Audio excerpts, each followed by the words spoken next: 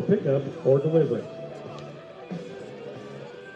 First, the starting lineup for the visiting Bisons. Leading off for the Bisons, Nathan Bowen, number 23 in left field.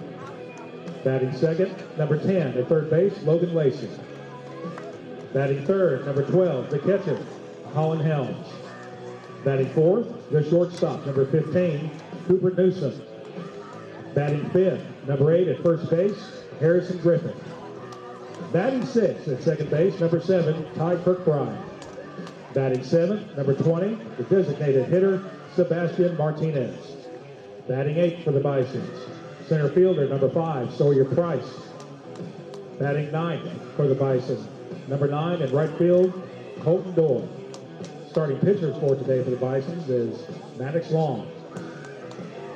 Harding is coached by Dr. Patrick McGahey. His assistants are Zach Beasley and Harrison Heflin. And now the starters for your Muleriders. Leading off for the Muleriders at third base, number 21, Jaden Woolbright. Batting second in left field, number 16, Lee Matsuzaki. Batting third at shortstop, number 7, Brandon Nickel. Batting fourth for the Muleriders in right field, number 27, Jaden Hill. Batting fifth in center field, number 3, Trace Shoup. Batting sixth at first base, number 35, Carter Clairhout. Batting seventh, the designated hitter, number 30, Jack Rubik. Batting eighth, the catcher, Grant Ruzma. At second base for the Muleriders, number 25, and batting ninth, Peyton Ballard. Starting pitcher is Jeremy Adorno.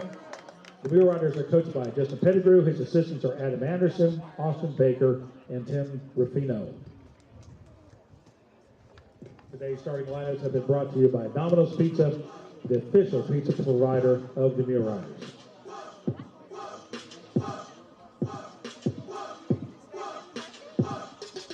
And right back to you.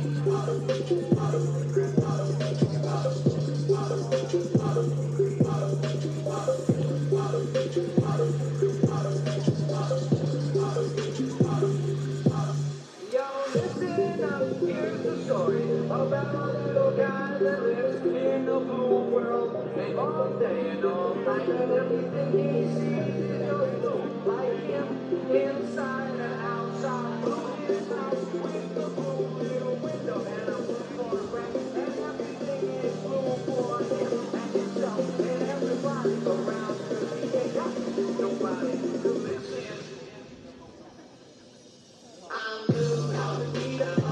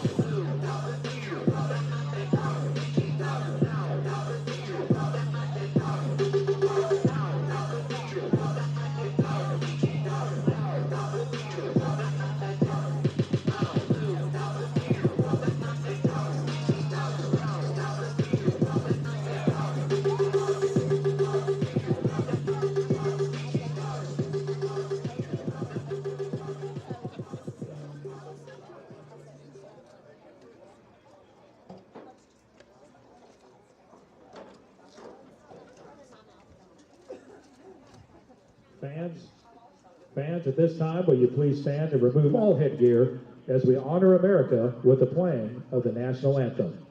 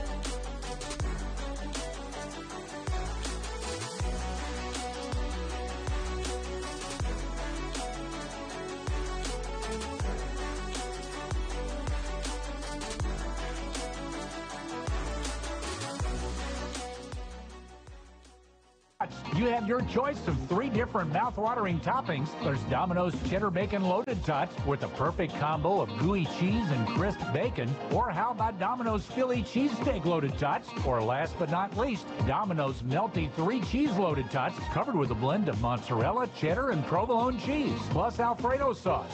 Add some Loaded Tots to your next Domino's order. Order online or on the Domino's app and earn Piece of the Pie rewards. Tired of living with joint pain? Say hello to a brighter future with joint replacement surgery at Magnolia Regional Medical Center. The Mako Smart Robotic System is the latest breakthrough in orthopedic surgery. This advanced technology ensures precision and personalized care for every patient. Dr. Kevin Rudder and his team can create a surgical plan tailored to your unique anatomy. That means faster recovery times and improved outcomes. Take the first step towards a pain-free life today. Call 870-235-3200 or visit mrmcjointcare.com.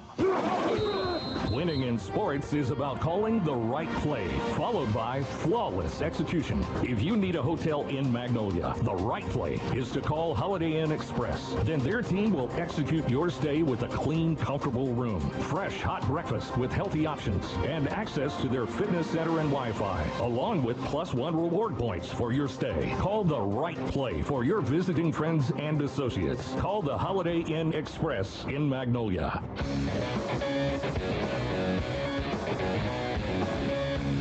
Here we go, game 1 of this 3-game series between the Muleriders of Southern Arkansas University and the Bisons of Harding University here at Walker Stadium at Goodhart Field. Top of the first in game 1. Again, we'll play 1 today, 2 coming up tomorrow. First pitch from Jeremy Adorno in there for a strike, a fastball to Nathan Bowie, who is the left fielder for the Bisons. Batting .328, 4 home runs, 24 runs batted in. That's from the left side. And the pitch comes. That's a little up for a ball. He'll be followed by the third baseman, Logan Lacey, then the catcher, Colin Helms. The cleanup hitters, their shortstop, Cooper Newsom, hitting 5th, the first baseman, Harrison Griffith. Adorno's pitch, that's fouled back and out of play. Hitting 6th in the order, second baseman, Ty Kirkbride. Then the DH, Sebastian Martinez, the center fielder, Sawyer Price. And hitting 9th is the position 9 player, the right fielder, Colton Doyle. Adorno's pitch, fouled off to the left side, out of play. It's 1-2 to Nathan Bowie. Cloudy day, wind again blowing in, with winds out of the north. not moving the flag too much, so not just a terribly strong wind. Again, my little app says about 12 miles an hour on the gusts. The 1-2 coming again. Checked his swing, took a fastball outside. The appeal, he says, no, he did not go. Good to have a break from the winds after last weekend at Henderson. 2-2 count. The pitch to Bowie. Fastball, strike three called on the outside corner. Bowie knew it. Yep, absolutely froze him there. So good start by Jeremy Adorno. One at bat, one strikeout. Yeah, he threw the previous pitch just a little bit off the plate, and that one caught the corner. So now Logan Lacey to the plate. Batting .371, 11 home runs, 36 runs batted in. The first pitch to him from Adorno. Slider misses outside for a ball. 11 home runs, .371 average, 11 home runs. Not bad. Here's the pitch, 1-0. Little high, off-speed pitch, 2-0. That's the only player in double-digit home runs for either team. Got 3 with 4 home runs in their lineup. 2-0 delivery. Off the end of the bat, popped up the right side, out into shallow right field, backing out, cleared out, run off by the second baseman, Ballard. Ballard's not going to get there as it ends up blowing away from him and dropped in foul ground. Yeah, Ballard had a long way to run to come over. I don't know if Clairhout lost it. Of course, the angle's not great going straight back for the first baseman, and luckily just hit about a foot foul. Yeah, I'm like you. I don't know that Ballard called him off. Of course, Ballard was cheating up the middle, and so he had a long way to run, especially to try to get it in foul ground with the wind blowing away from him. 2 balls and a strike to Lacey, so he gets a new life there. Adorno's pitch coming. Fastball, that's lined. He hit a bullet down the left field line. That hooks foul and out of play off the deck out in left field. 2-2 count now to Logan Lacey with Colin Helms on deck, their catcher. Adorno's 2-2. Fouled off to the right side. A slider breaking away from the right-handed hitter, and he just got the end of the bat on it. Fouled it off out of play. Well, baseball and softball playing here in Magnolia this weekend. They've moved that. It was supposed to be at Harding. They moved it here because of the turf. You were hard-pressed to find time to play this week. There's an off-speed pitch outside. 3-2. That one just missed. So they're starting at 6, I believe, playing 1 tonight, and both teams are playing doubleheaders tomorrow. Softball and baseball. Now time called. Ball got out on the field. A little youngster over there may get chased off. 3-2 count to Logan Lacey. Adorno delivers. Fastball, that's hit a ton out to left field. Backing up, Matsuzaki. He is at the wall, stretches out, bangs into the wall as he hauls it in left field. Wow, good job. Matsuzaki made the catch just before he plowed into the wall in left field, able to hang on to it. Lost his sunglasses, but most importantly, able to hang on to the ball. That is a perfect example of we're happy that they don't have the little drop-off out there in left field anymore. That one, he never would have caught that one against the wall. Yeah, that was a good job by Matsuzaki staying with it, running into the wall and hauling it in. 2 away. Colin Helms. That ball was tattooed. Yeah, it was hit hard. Colin Helms batting .411 with 4 homers, 32 driven in. First pitch outside for ball 1. Left-handed hitting catcher. And the pitch. A swing and a miss. Off-speed pitch out in front. Bats left, throws right. This catcher.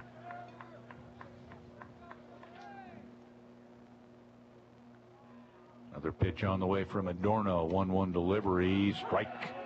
He was up on the plate, and that one under his arms, but caught the inside corner. Yeah, buckled his knees there, but found the inside corner. So Adorno has him set up, 1 ball, 2 strikes. Here's his next pitch. Backdoor curveball in there for a strike, and Helms is rung up. 2 strikeouts in the inning, both of the ring-up variety. In the inning, the Bisons go in order in the top half of the first inning. Muleriders coming up. This is Mulerider Baseball. The greenhouse cottages of Wentworth Place are located in the heart of Magnolia. Wentworth offers award-winning services. Their cottages are homes large enough to comfortably accommodate 12 elders with private rooms and complete baths surrounding a shared living room, open kitchen, dining area, and spa. They recognize the importance of performing their jobs with compassion and providing comfort physically, spiritually, and emotionally. The greenhouse cottages of Wentworth Place. Visit cottagesofwentworthplace.com. At the UAMS Health Family Medical Center in Magnolia, you have access to health care services from the state's only academic medical center through their convenient location in Magnolia. They offer a wide range of primary care services, from annual exams and preventive care to treatment of sudden illnesses, helping you manage ongoing conditions and more. And with convenient hours, you can get personalized primary care close to home. Call UAMS Health Family Medical Center at 870-234-7676 to schedule your appointment. The Corner Clubhouse, 100 South Washington on the Magnolia Square is your place for steaks, soups, salads, burgers, quesadillas, and their legendary baked potatoes. Owners Jonathan and Terry Orr welcome you, your friends, and family to make a short stop for great food, good sports, and an amazing atmosphere. Cheer on your favorite team while catching a game on the big screens, or say cheers to your favorite people at the bar. Follow the Corner Clubhouse for daily updates and specials on Facebook. Local food, local sports, and local people. Swing by the Corner Clubhouse on the Magnolia Square today.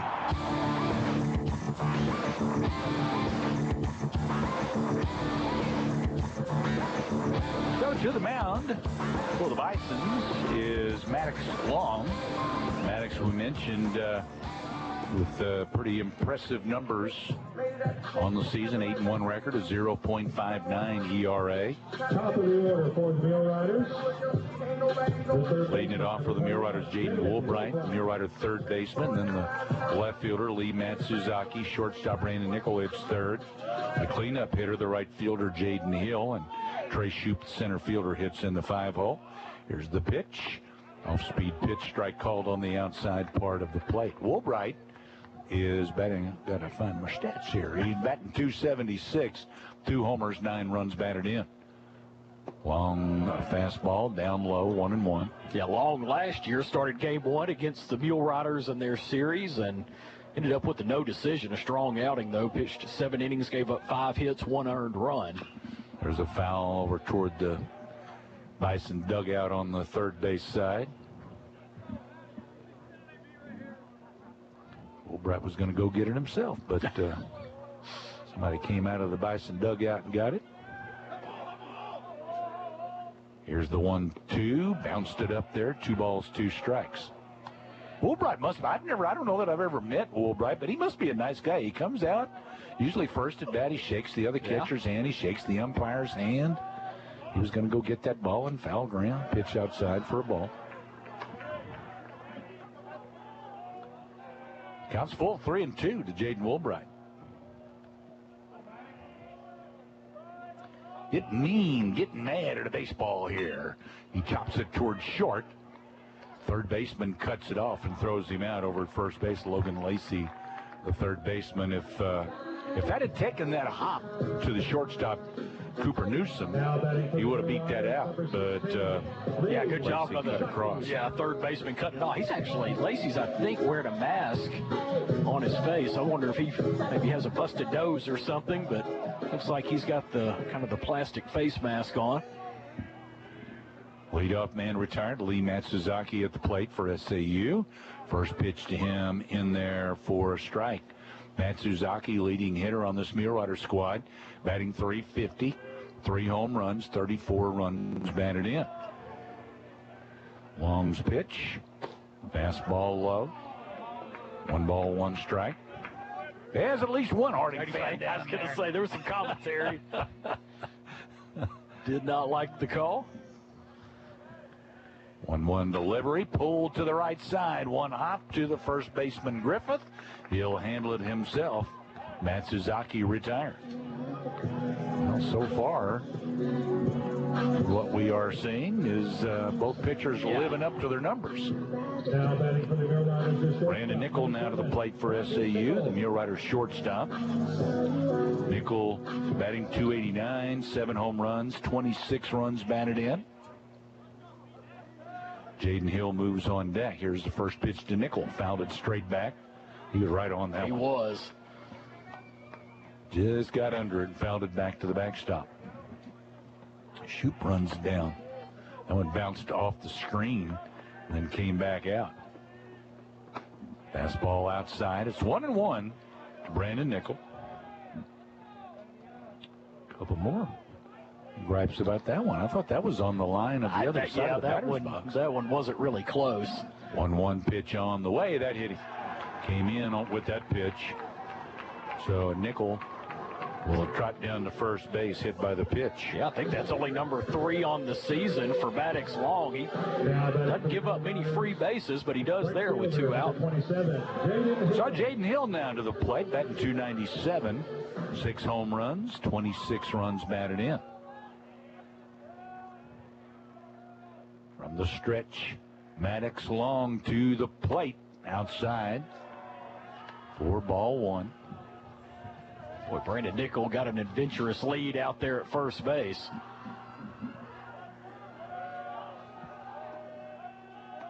Got a nice lead over there. The 1-0 pitch coming. Check swing by Hill. Took it low. Maybe in. Breaking pitch. They're going to appeal and said no, he did not go around. It's a 2-ball, no strike count. Long looks to the runner. Now Nickel comes off, and now a throw behind him. He dives back in safely. 1 on with 2 out here in the bottom of the first inning. So our first base runner of the day, a hit by pitch. Another throw to first. Well, they've installed a new video screen out there next to the scoreboard. Not activated. Still working on that. There's the pitch. That's a screamer into right field. Headed out to the corner. Sliding in front of it. Right fielder Doyle. But it got through him. Rattles around in the corner. Hill's going to end up at third base. They'll stop him right there. Boy, he absolutely ripped that ball down the right field line, and Doyle had a little bit of problem in picking it up. Nickel probably scores anyway with the jump he got at first base, but boy, big 2 outs, RBI there for Jaden Hill.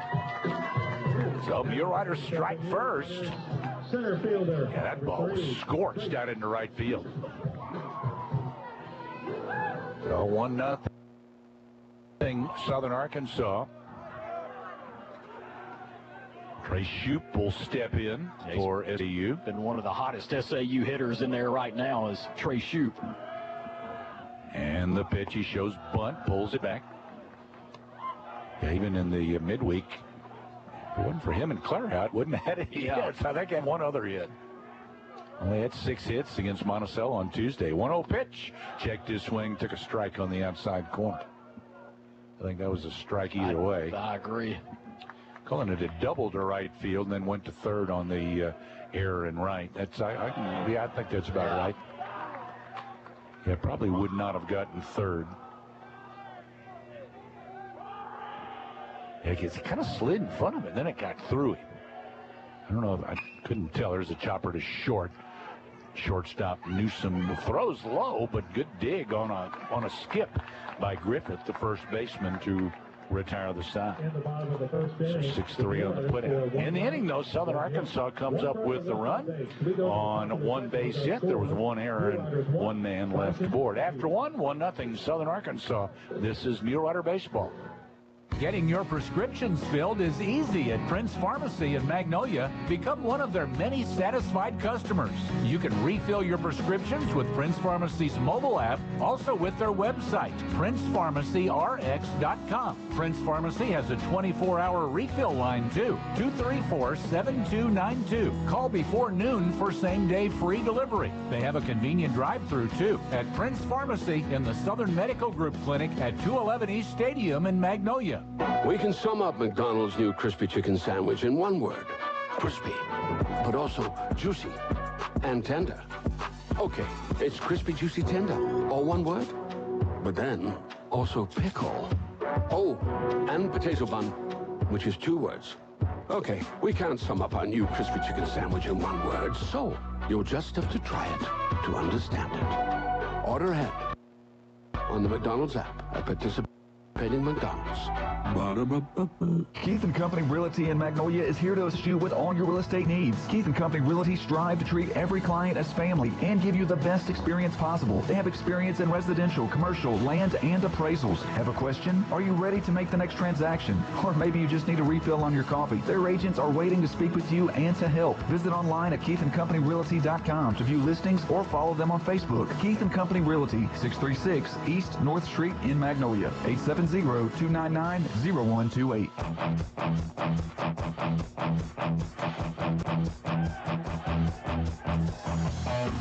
There's a strike. I was going to say that guy's full. Yeah, I don't know why the home plate umpire didn't call it a swing. Swing as he went, looked like he went almost all the way around. Cooper Newsom at the plate, shortstop for the Bisons. Strike 1. Now next pitch misses outside for ball 1. 1 ball, 1 strike. Muleriders appealed the previous pitch, and first base umpire said yes, he went around. It was actually Adorno that appealed it first. He knew he went around. Breaking pitch. There's a strike. I'd say Harding has a pretty good group here, given all the circumstances of the weekend weather-wise. Ball and 2 strikes. Cooper Newsom at the plate. The pitch comes. It's outside for a ball. Newsom is a .298 hitter, 4 homers, 26 runs batted in. 2-2 delivery. Low and away. A little later on, our Magnolia Regional Medical Center mid-game summary. Magnolia Family Medical Clinics, your full-service health care provider for all members of your family, ages birth through end of life. One of those pitch up and in for a ball. That's ball 4, so it's a walk. Call the Magnolia Regional Medical Center at 235-3555. They accept patients by walk-in or with an appointment. So Newsom a leadoff walk here in the second inning for the Bisons. There's their first base runner. Muleriders' first runner was on a hit by pitch. The Bisons get theirs on a base on balls. Harrison Griffith at the plate. That pitch missed for a ball. Ball and no strikes. We don't have as many fans as usual, but the ones we got are very vocal. They got to stay warm somehow or another, don't they? Here's the one. Oh, that almost got him, man. That came in, a fastball in, a hit high, and he had to duck away from that one. That was back-to-back pitches, high and tight. Griffith's light may have flashed before his eyes there. He's a .247 hitter, a couple of homers, 22 runs batted in. The 2-0 pitch, fastball. There's a strike on the outside corner. Home plate umpire thought about it a minute. He did. Yeah, the Harding fans are pretty vocal as well. Yeah, they've got some vocal fans both ways out there. The 2-1 count to Griffith. Adorno throws high to first base. Claire Howard pulled it down. Like I said, you got to move around a little bit, talk a little bit. You got to do something to stay warm. Better than, I guess, lighting a bonfire out there somewhere. 2-1 delivery from Adorno, hit right back up the middle. That's a base hit into center field. Griffith singles to center. So the first 2 men are on here in the top of the second for the Harding Bisons. Yeah, that one hit so hard, the runner at first, Newsom, could only advance 1 bag. Ty Kirkbride in. For the Bisons, second baseman number 7. 272 hitter. No homers, 8 runs batted in. That's what I was looking at. A little guy, 5'5", 140, sophomore. Shows bunt, lays it down up the left side. Adorno over to get it. Going to have to hurry. He's falling backward and throws and gets the play at first base. The sacrifice is successful, and Adorno had to fire a fastball falling away to get him. He's a speedy little guy, too. Yeah, he was quick out of the box and did his job, moved the runners over, and again took an excellent play by Adorno to get him at first base. Sebastian Martinez. So there's one away. The other two runners in scoring position. Sebastian Martinez steps in, hitting .208, 3 homers, 23 runs batted in. The pitch from Adorno outside. Got away from him a little bit. Strikeout here would be nice, or a comebacker. That would help the cause. Something to keep that runner at third base and that runner at second. And just stay away from a crooked number here. 1-0 delivery from Adorno on the way. Pulled foul toward the Mulerider dugout on the first base side. A ball and a strike. 1 man out, 2 men on for the Bisons. They're at second and third. Top of the second, 1-0 Southern Arkansas, but the Bisons are threatening. Sawyer Price, their center fielder, on deck. Adorno from the stretch to the plate. There's a strike. Good looking slider. It's a ball and 2 strikes to Sebastian Martinez.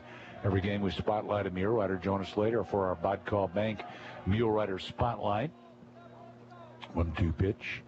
It's lifted back and out of play. Looked like he was trying to take a shot at left there as Matt Suzaki way off the line. Yeah, Woolbright playing way off as well at third base. Bodcall Bank, 3 locations to serve you: Magnolia, Stamps, and Texarkana. Enjoy the benefits of hometown banking at Bodcall Bank. A ball and 2 strikes to Martinez.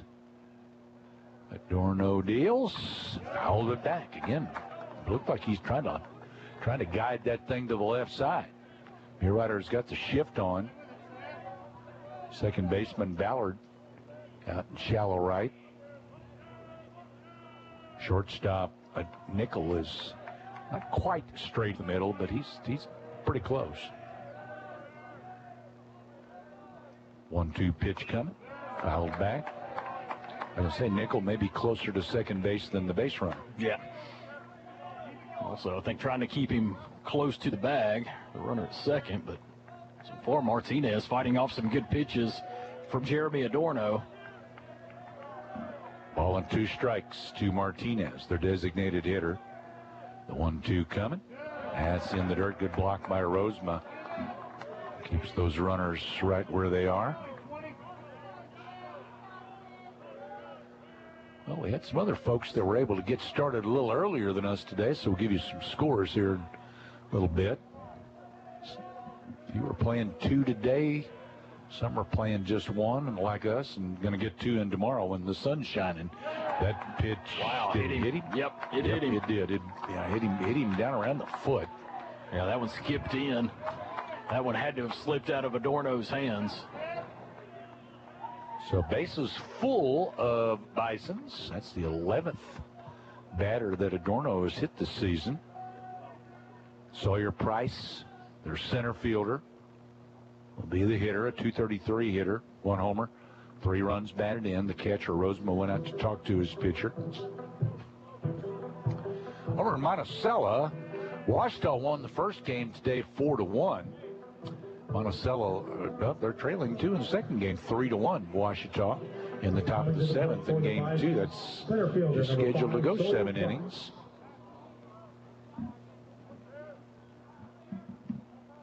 Southeastern won 18-7 in the first game today against Southwestern Oklahoma State. Second game, Southeastern leads 4-3 in the top of the 4th. Here's the pitch from Adorno. It's outside. Another good job by Rosema scampering out to block that one.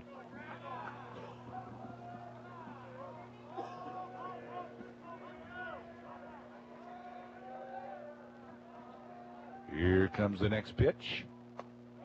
There's a strike around the letters to Sawyer Price. He wasn't sure about that one. Bases full of Bisons with 1 man out. The pitch from Adorno, breaking pitch. That one a little bit too high. So it's 2-1 now. Well, you don't want to go to 3-1. Definitely don't want to go to 4. Yeah, absolutely. Adorno's pitch, that's well outside a fastball, so It is 3-1.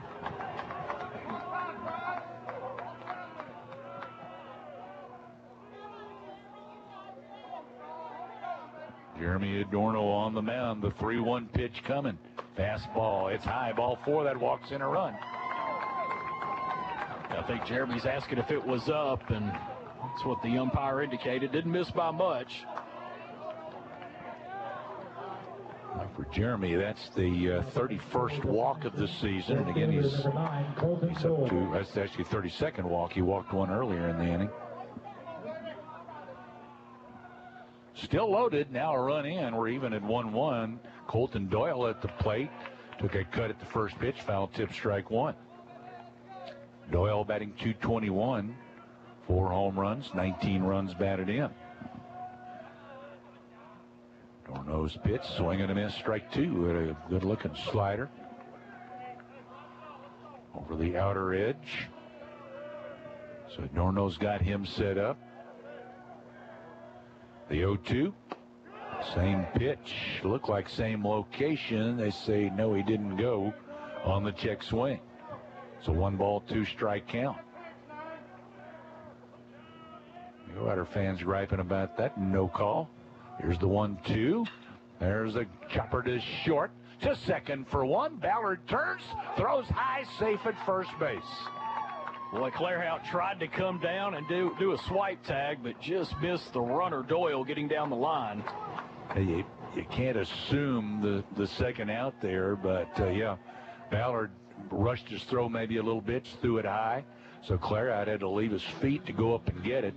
Coach Pettigrew out talking with the umpire. Yeah, I think he's going to want a conference to see maybe if Clairhout was able to tag Doyle just on top of a helmet coming through. Or whether there was interference at second. That's true, yeah. Not sure. I didn't really stay with the play down at second base, so I didn't really catch whether that might have happened or not. I saw Clairhout come down and immediately say something to the first base umpire like he thought he tagged him on the helmet coming by. Yep, okay, so they're going to say safe. Now batting for the Bison, left fielder number 23. Boy, just missed getting out of the inning there. So 6-4 on the out at second, but the turn a little high. So there are two away. The runner does come in. Fielder's choice. Gets the runner in. 2-1 Harding.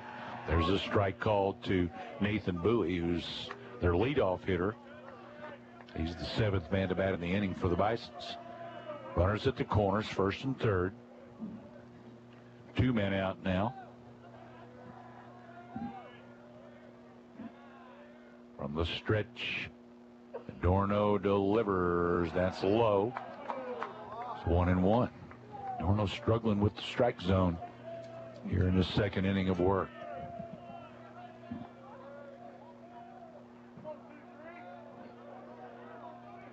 First and third Bisons. Here's the pitch from Adorno. Check swing. Took a strike on the outside corner. Backdoor slider. Yeah, Bowie was asking if that was a called strike or if it went around, and the umpire said it caught the outside corner for the called strike. 1 ball, 2 strikes to Bowie. Adorno ready. Here he comes. Fastball, foul back and out of play. Do it again. Top of the second. Bisons have struck for 2. Just 1 base hit in the inning thus far. Couple of walks, though, and a hit batter. The 1-2 from Adorno coming. Moved a little bit low, I think. 2-2. Deuces wild here in the top of the second inning. 2-1 Harding. Softball will be started up on the hill at about 6 o'clock. I think they're going to play tonight, and then 2 tomorrow.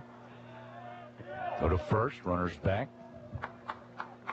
Again, they had to move the softball series from Searcy to Magnolia.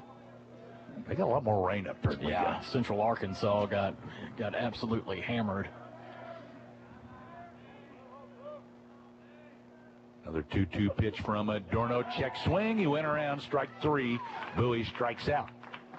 So the Bisons come up with 2 runs in the inning on 1 base hit, no errors, and 2 men left aboard. We go to the bottom of the second, 2-1 Harding. This is Murerider Baseball. I'm Faith Armstrong. If you worry about your safety or your loved ones, Columbia County Ambulance Service would like you to know about CareLink. CareLink provides an instant link to emergency response every minute, every day. The standard version provides protection surrounding the home, and a mobile unit offers protection anywhere. The area covered includes Columbia, Hempstead, Nevada, Ouachita, Lafayette counties, and Claiborne Parish. Call Columbia County Ambulance today to schedule your installation. Has inflation cut into your company's bottom line? Maybe it's hurting your family's monthly budget. Let Campbell & Company Insurance shop your business or personal insurance. Campbell & Company Insurance's team cares for its community and is proud to serve and provide you with the right coverage for you and your family. With locations in Magnolia, El Dorado, and Camden, Campbell & Company is proud to serve South Arkansas and earn your trusted business. Call Bill Talbot, Tracy Siner, Debbie Bailey, Wendy Kachir, or Nicole Bennett at 234-6707 or stop by their Magnolia office at 409 North Jackson Street. Drop by or call us today.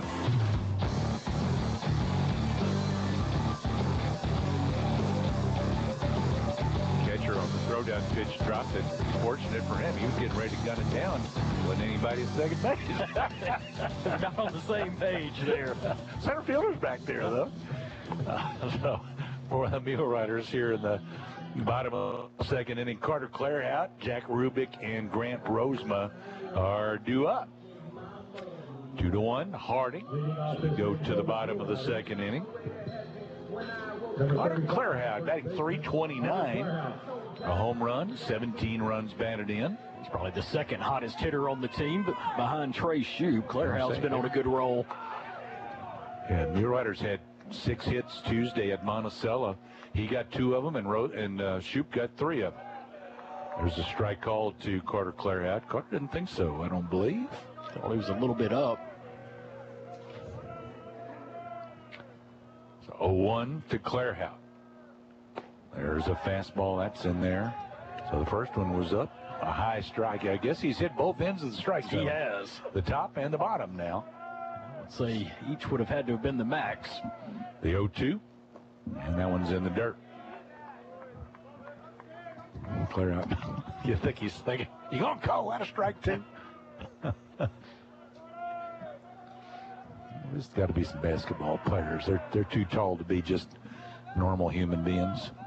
Or at least a couple of them are. There's a pitch in the dirt. Checked his swing. No, he did not. Says the third base umpire. And the Harding fans that have the worst angle in the ballpark disagree, that are sitting, yeah, anyway. It's amazing. We all got those fans. We do, and I'm as guilty as anybody. We all got those fans. 2 balls, 2 strikes to Carter Clairhout. Long's pitch. Clairhout pulls it to the right side, not hit very hard. Kirkbride there throws him out at first base for 3 on the put. That ball took a while to get. The second baseman, they kind of had a little shift pulled on him, and he was well out there.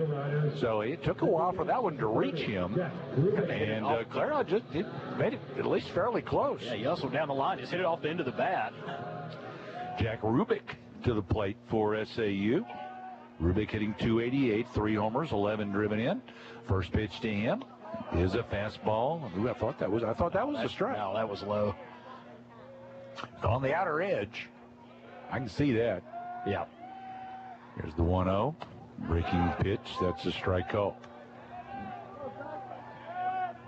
I can see why he's so effective. He changes speeds very well. In and out, up and down.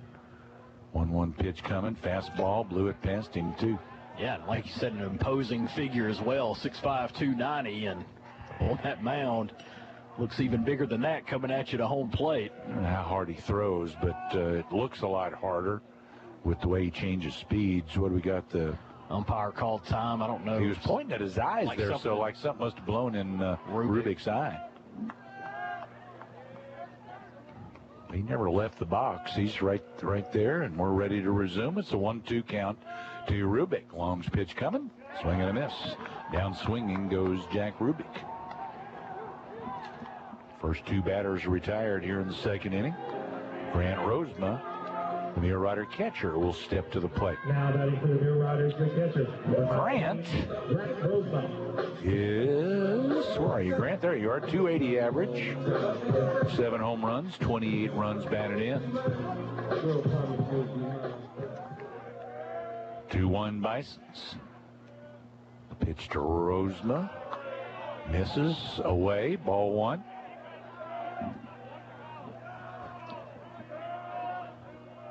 East Central won 13-2 over Southern Nazarene earlier.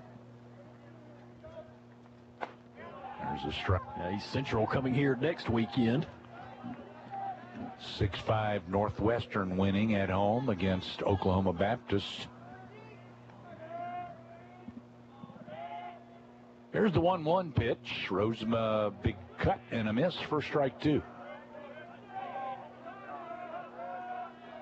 Henderson's playing at Tech. I think they're playing later. It's a ball and 2 strikes. I wouldn't think they'd start too much later, though. 1-2 pitch on the way to Rosema. He lifts it high in the air to the right side. Should get out of play. I think a couple of the guys taking a look, though, but it is well out of play. It started out of play, and then the wind blowing in made sure of it. You can't really trust the Great American Conference schedule that was written. It's changed so many times this weekend. And some of those, I think, that were the last changes on there, I don't think were accurate, but understandable this weekend with all the changes that have had to be made. The 1-2 pitch to Rosema is outside. It's 2-2. But we're down to the wire now. You got to get at least one game in today because you got to get your series in by tomorrow. So pretty much have to play one. So it looks like up at Russellville they're waiting until as late as they can. Here's the 2-2. Over the head of the pitcher to the shortstop behind the bag as he came across and throws out Grant Rosema at first base. So Muleriders go in order in the bottom of the second inning. 2-1 Harding. This is Mulerider baseball. Spring into another season of life with Chambliss & Davis Family Practice in Magnolia. Chambliss & Davis accepts patients of all ages, from newborn to elderly, with most insurances accepted, including United Healthcare. They do primary care, weight loss management, DOT physicals, school sculpting, BioT, hormone physicals, and more. They're open Monday through Thursdays from 8 till 4 and Fridays 8 till noon. New patient applications are being accepted. Be ready for whatever life brings you with Chambliss & Davis Family Practice, where your primary care is their primary concern. Hey guys, I'm Tom Sawyer, and I want to invite you to discover the difference of banking the Vodcall way. Whether you're starting a summer project, cruising the lake in your new boat, or trying to stay on top of your finances, our team is here to help. With our convenient online and mobile banking, you can manage your finances from anywhere, even by the pool. Visit us today in Stamps, Magnolia, or Texarkana. Vodcall Bank, for what's ahead. Equal housing lender, member FDIC. Car dealerships are not the same. Hi, Jim Golden with Jim Golden Ford Lincoln in Camden. The difference is we consider our customers part of our family, and families take care of each other. There's no such thing as an unhappy customer when you do business with us. And if you have a problem, we have a problem, and we're going to fix it. That's just how we do business at Jim Golden Ford Lincoln. Come see what it's like to buy from family. I'm Jim Golden, and I'll guarantee you'll like it. Come see for yourself what we say at Jim Golden Ford Lincoln in Camden, where the dealer makes the difference.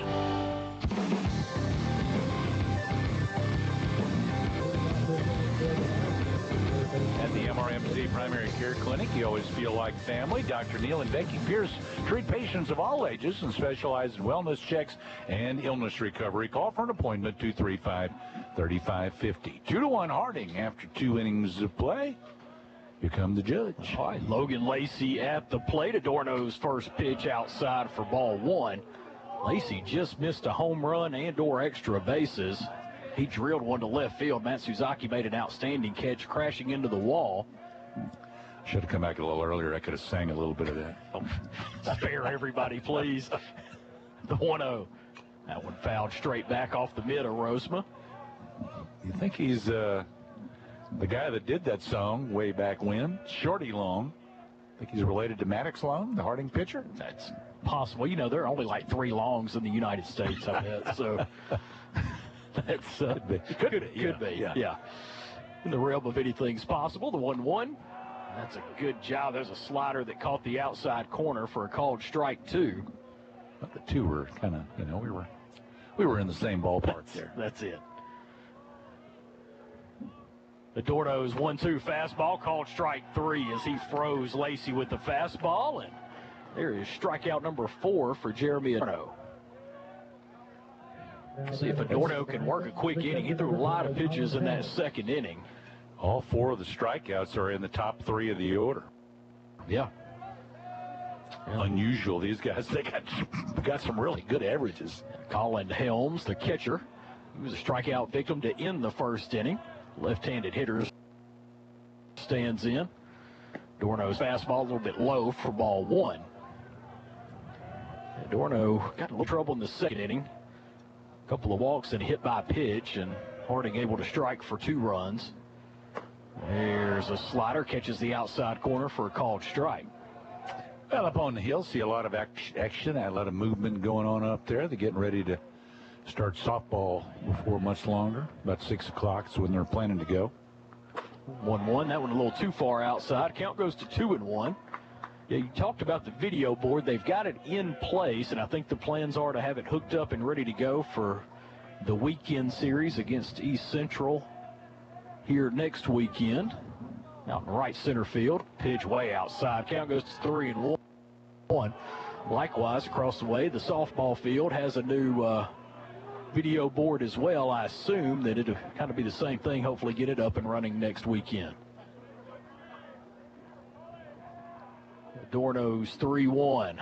Fastball lifted high up in the air. Foul territory down the right side. Clairhout gives chase, but it's going to fall outside the brick wall over there and hit foul. It actually plugged into the wet grass over there. There wasn't any bounce to it, was there? It about 3/4 submerged into the grass. Should also mention now they're going to keep the scoreboard here at Goodhart Field and the video board just to the left of that. Well, we can actually read the numbers on it today with the sun not shining. When the sun shines, it's tough. Plenty of clouds. Full count. Pitch to Helms. Fouled back to the screen. Good job fighting that one off. Adorno went with the off speed, and Helms able to keep his hands back just enough to fight it off. I'm scared to look at the radar. After the last couple of days, I can understand that. Full count pitch again. That one fouled back to the screen again. Boy, Harding is, last couple innings, doing a good job fighting off some 2-strike pitches. I can't remember a week that I've watched so much weather information. Well, you know when you start seeing the Weather Channel reporters and bands that it's not a good day for where you are. And I think they were scattered all over central Arkansas last couple of days. Full count pitch number 3. Fastball low and in, and there's a walk. Helms earned that one. He fought off some good pitches to stay alive in the at-bat. Well, I was watching the Fox Weather Channel at one point there. And this guy, they kept talking about the Ouachita Mountains, except they weren't anywhere close to calling it Ouachita. Oh, you a cheater or something? So Is that what they wrote? I sent him I sent him a message on their Facebook page. Would y'all at least learn how to say the names, some of these names? Swing and a miss. That one pops out of the mid of Rosebud. Runner tries to advance, throw down to second. He is safe. He goes into center field, but Helms unable to advance. That should be a pass ball. Yeah, it hit the mid of Rosebud, and that allowed the runner to advance.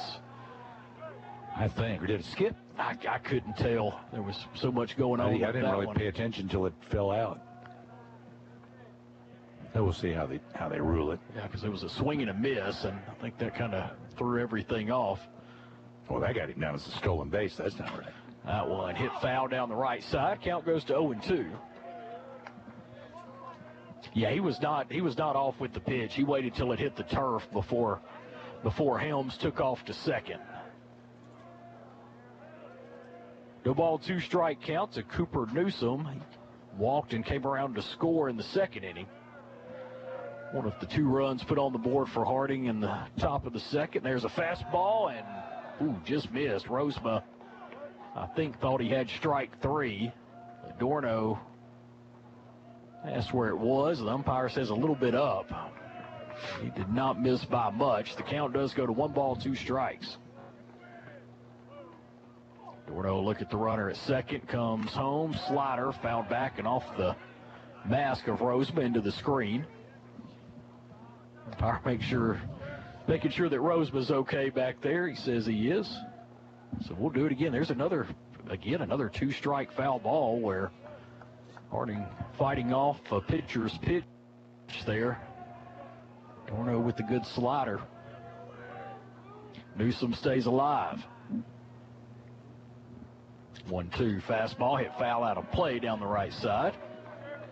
Boy, they are really just doing a good job fighting off good pitches, and that is really elevating the pitch count for Adorno. Cooper Newsom, watch him when he kind of pulls the bat. I mean, he pulls it way back, and then he takes a cut right before he swings. Yeah, right. Handle right. He's been very successful at it too. He has. Fastball outside. Count evens at 2 balls, 2 strikes. He rears that bat back and takes a cut. Of course, he came in batting over 400. So. Yeah, and instead of having the barrel kind of behind his helmet or shoulder, it's actually pointed at the other batter's box almost. It's an interesting stance. 2-2, fastball hit high into shallow right field. That could be trouble. Ballard racing over and makes the catch in foul territory. A sliding catch. Runner fakes a tag to third, but he goes back to second base. Give Peyton Ballard some credit there. He had a long way to run. Wind blowing it away from him. Ends up making the sliding catch in foul territory. Just to clarify, he didn't fake the tag. He faked the run. Faked the run. I'm sorry. Yeah. First baseman, number 8, Harrison Griffin. That was a heck of a look. That was just like the play we saw earlier with Ballard. Had a lot of ground to cover and came over there and made a sliding catch. That's a heck of a catch to get there in foul ground. Out there at no.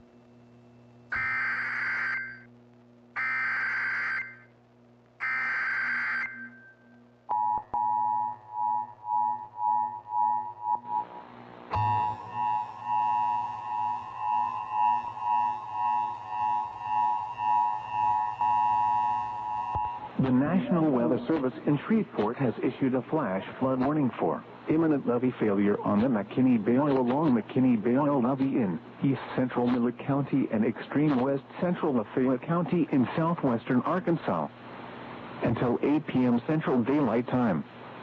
At 5:17 p.m. Central Daylight Time, Emergency Management reported 4 confirmed overtopping on McKinney Bay levee on the McKinney Bay near the intersection of Highway 196 and Miller County Road 61. This is causing flash flooding of immediately surrounding areas. Hazard, life-threatening flash flooding from a levee failure possible. Source, Emergency Management reported. Impact, life-threatening flash flooding of areas near the levee break. Garland City, Rocky Mountain. This includes the following streams and drainages: Maney's Bay, Boggy Creek, Beach Creek, Kenny Creek, Red River, and McKinney Bay. If you are in low-lying areas near and along the McKinney Bay levee, you should move to higher ground immediately. Turn around. Don't drown when encountering flooded roads. Most flood deaths occur in vehicles. Be aware of your surroundings and do not drive on flooded roads.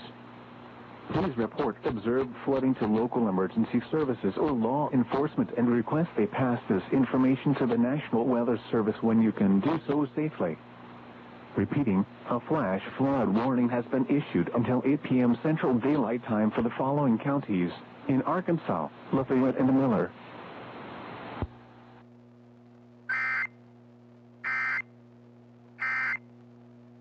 Place are located in the heart of Magnolia. Wentworth offers award-winning services. Their cottages are homes large enough to comfortably accommodate 12 elders with private rooms and complete baths surrounding a shared living room, open kitchen, dining area, and spa. They recognize the importance of performing their jobs with compassion and providing comfort physically, spiritually, and emotionally. The Greenhouse Cottages of Wentworth Place. Visit cottagesofwentworthplace.com. If you're like most Americans, you spend over 8 hours a week in your car. So naturally, you want to be satisfied with its performance. That's why you need to know about Spittler Tire and Auto. Folks around here have been trusting Spittler Tire and Auto for over 17 years. They have 10 service bays to handle all kinds of repairs, tune-ups, brakes, mufflers, oil changes, tires, and more. Whatever your car or truck needs, trust the experts at Spittler Tire and Auto in the Dairy Queen Shopping Center, 521 East Main in Magnolia.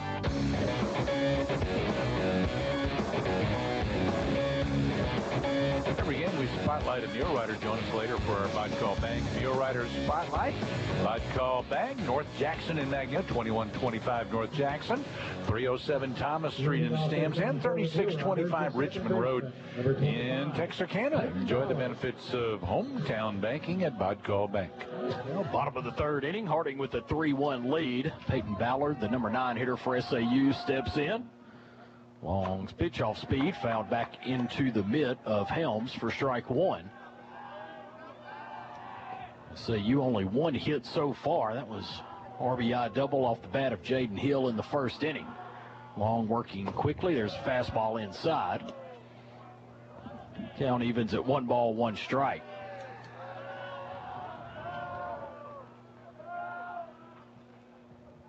Long takes a little longer this time. As his pitch and comes home. That one fastball outside. Count goes to 2-1. We talked about Long. He does not give many free passes. 60 innings pitch coming in and only 14 walks issued. 2-1 to Ballard. Fastball. That one finds the outside corner for a called strike.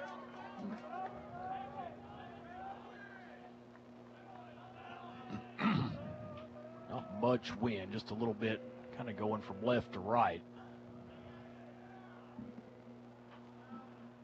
The 2-2. There's fastball low and away. Count goes full.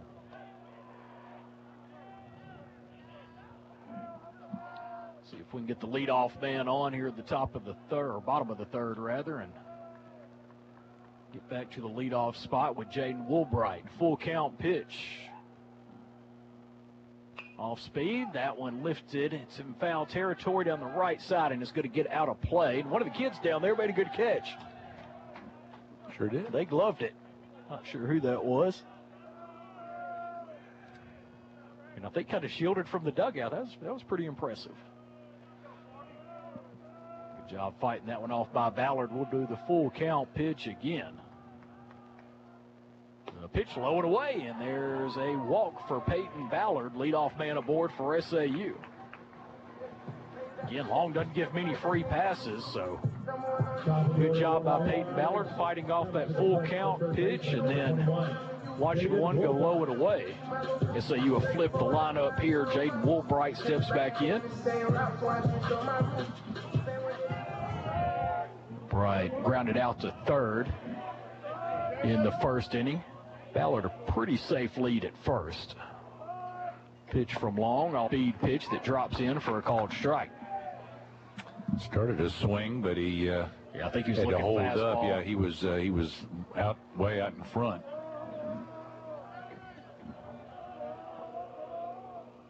Ballard a little bigger lead now. Pitch outside, good fastball, but just missed outside. That one had some zip on it. Long, I think, reared back and got a little extra on that one. Coach Pettigrew, another series of signs down at third base for his base runner and his hitter here. Pitch, here's a swinging strike two. Like he took a little bit off that. Woolbright out in front. Jaden Woolbright now behind in the count. 1 ball, 2 strikes. Matt Suzaki on deck for SAU. Washington took 2 today at Monticello. Wow. Long throws over to first. Ballard back in standing up. 4-1 and 3-1. That's unexpected, I would say. Beat them Bo Eagles. Long again comes set, comes home. Fastball called strike 3 on the inside corner. There is 1 out in the inning. Fulbright goes down looking. You just can't figure this conference out, can you? No. I mean, Monticello loses 2 out of 3 to, or Harding loses 2 out of 3 to Monticello. Was it last week or week before? I think it was last week, wasn't it? And then Monticello loses 2 to Washita, who is. First pitch to Matsuzaki, chopped over towards first. Good job by the first baseman to elevate and bring it down. He gets the force at first. He looked over at second base, but that was a high chopper. Was not really going to have a chance to get Ballard at second, so makes the smart choice, gloves it, and runs over to first base to record the second out of the inning. Ballard does. Yeah, that was last week. To second. Monticello, Harding won the first one. That's the one that Long pitched that earned him the pitcher of the week, pitcher of the week in the conference and the region. Brandon Nickel now with 2 out. First pitch outside for ball 1. In bottom of the third inning, SAU trailing 3-1. Ballard reached with the leadoff walk, and then Fulbright strikes out. Matsuzaki grounds to first. Ballard now at second base. Brandon Nickel at the plate. Long throws over to second base. Just kind of a token throw as he loops that one over there. The third game in that series, the rubber game, in that series between the Bisons and the Boll Weevils last week up in Searcy. It was supposed to be a 7-inning game. It went 13. All right, next pitch outside. Count goes to 2-0. Monticello won it 5-4 in 13 innings. There was a lot of stuff. Well, I got to watch a lot of that. I ended up texting Billy saying, come on, will you get this game over with already? It went 13 innings. I had other things to do. Just trying to work on my taxes. 2-0 pitch. There's a called strike. They had a runner thrown out at home plate that would have won it for a Harding. I forget what inning that was, but they had a runner thrown out at the plate. And, I mean, there were all kind of things going on in that game. That one outside gets past the catcher. Ballard's going to advance to third base, standing up. Wild pitch there. Helms really had no chance to get out and block it as it goes all the way back to the brick wall and bounces over towards the on-deck circle on the right side. So Ballard in now at third base. It's a 3-1 count to Brandon Nickel. Well, what I've seen, what we've seen so far of the GAC this year, I think any team can beat anybody on any given day in this conference. Long's pitch, fastball low for ball 4. So there's a 2-out walk. Brandon Nickel goes to first base, and Jaden Hill steps in for SAU. Southern Nazarene only has 3 conference wins coming into the weekend, but I mean, SAU's already played them, and Southern Naz just about took 2 out of 3. Almost. Jaden Hill's going to step in. He's got the only hit for SAU, the only run batted in as well. Peyton Ballard at third, Brandon Nickel at first, 2 out, bottom of the third inning. Long's pitch hit hard out to right field. Right fielder going back, looks up and gone. Jaden Hill blasts one over the right field wall, a 3-run home run. And Jaden Hill, so far a man possessed for SAU, 2 for 2 with the double, a home run, and now 4 runs batted in as SAU regains the lead here, takes the lead actually, regains it by a score of 4-3. The right fielder, Colton Doyle, was back at the wall, and he was looking at that like he thought he had a chance to maybe to make a catch there. Maybe he was just being sure. But I mean, off the bat, I thought that thing was way gone. It was, and it bounced way out. He got that one into the parking lot. Shoot squares to bunt, take strike 1. Yeah, Hill got all of that one. I think that was more of a token look from Doyle. Well, I think too, you want to, with the wind blowing. Pitch, that one hit back up the middle and through into center field. So there's a 2-out single for Trey Shue. SAU going to try to get a 2-out rally going here. Jaden Hill capitalizing. Now Shoup with the single. And that'll bring up Carter Clare out. We remember a couple of weeks ago where the wind blew one back in play. Yeah. So I guess Doyle was just kind of taking a look just in case. You don't want to assume if something falls behind you. You'd have a hard time explaining that to Coach McGay. Something about the word assume and spelling that probably on a Sunday afternoon is not proper for a radio broadcast. 35, Carter Clarehouse. Carter Clarehouse steps in. Grounded out to second base. Shoop a threat to run at first. Got a decent lead over there. First pitch, and Shoop is off with the pitch, and he is under the tag, I believe. Yeah, he's safe. Good throw there by Helms, but Shoop got a good jump and just able to slide in underneath the tag of Newsome at second base. So Shoop, stolen base, has worked himself into scoring position for SAU. Yeah, then he kind of slid past, had to reach back almost for did. it, but he was able to. Yeah, with all that moisture on the turf, you're going to get a little extra slide. Long's 0-1. That one chopped over towards second again. Second baseman Kirkbride makes the play, flips over to first for out number 3, but SAU does strike for 3 runs off of 2 hits. There were no errors and 1 left on base. As we head to the top of the 4th inning, it's SAU 4 and Harding 3. This is Mule Rider Baseball. KVMZ, Waldo, Magnolia. Short-term plans may change, but stay focused on 3 lifetime goals: planning for retirement, preparing for the unexpected, and creating an estate plan. Get in touch with one of Magnolia's Edward Jones financial advisors. Edward Jones, member SIPC. Getting your prescriptions filled is easy at Prince Pharmacy in Magnolia. Become one of their many satisfied customers. You can refill your prescriptions with Prince Pharmacy's mobile app, also with their website, PrincePharmacyRx.com. Prince Pharmacy has a 24-hour refill line, too. 234-7292. Call before noon for same-day free delivery. They have a convenient drive-through, too, at Prince Pharmacy in the Southern Medical Group Clinic at 211 East Stadium in Magnolia. Buy one, get one for $1 at McDonald's. Or as we like to call it, the can't have just one deal. Mix and match a flaky sausage biscuit, savory sausage McMuffin, sausage McGriddles, or crispy hash browns. Want 2 sausage biscuits?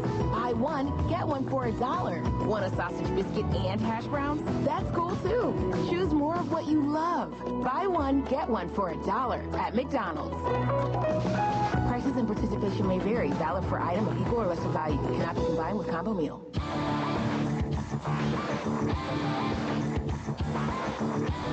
And into the 4th inning we go. SAU has regained the lead. Jaden Hill, 3-run home run in the bottom of the 3rd inning. SAU leading Harding by a score of 4-3. Jeremy Adorno back to the mound for SAU. It'll be the 7, 8, and 9 hitters due up for Harding. Sebastian Martinez, Sawyer Price, and Colton Doyle.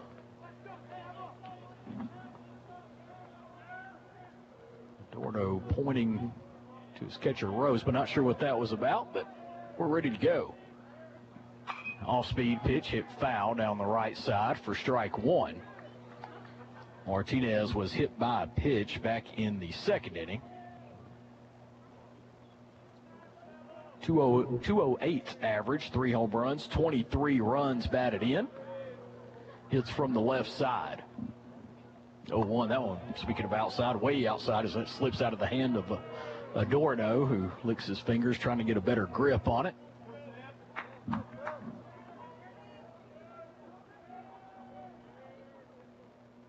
The pitch, fastball, Roseman tried to frame. It looks like it's a little bit low.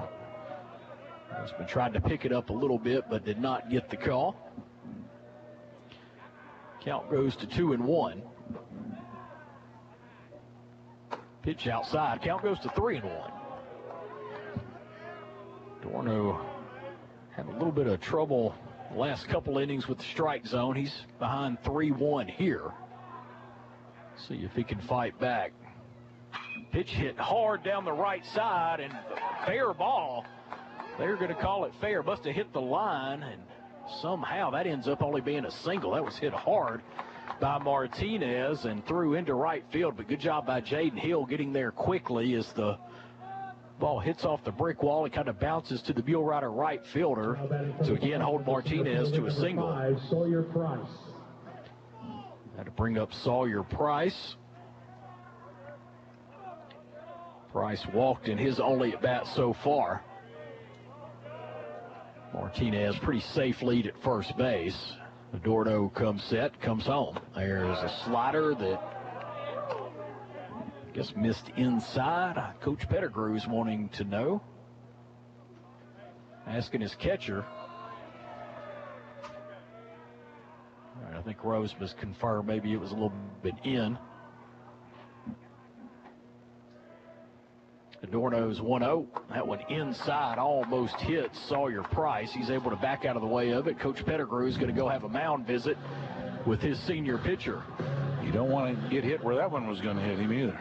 Yeah, even though it was a slider, it still would not have felt good. Yeah, that was up around the face area. Coach Pettigrew with the quick word to Jeremy Adorno. We are going to get some action going in the SAU bullpen.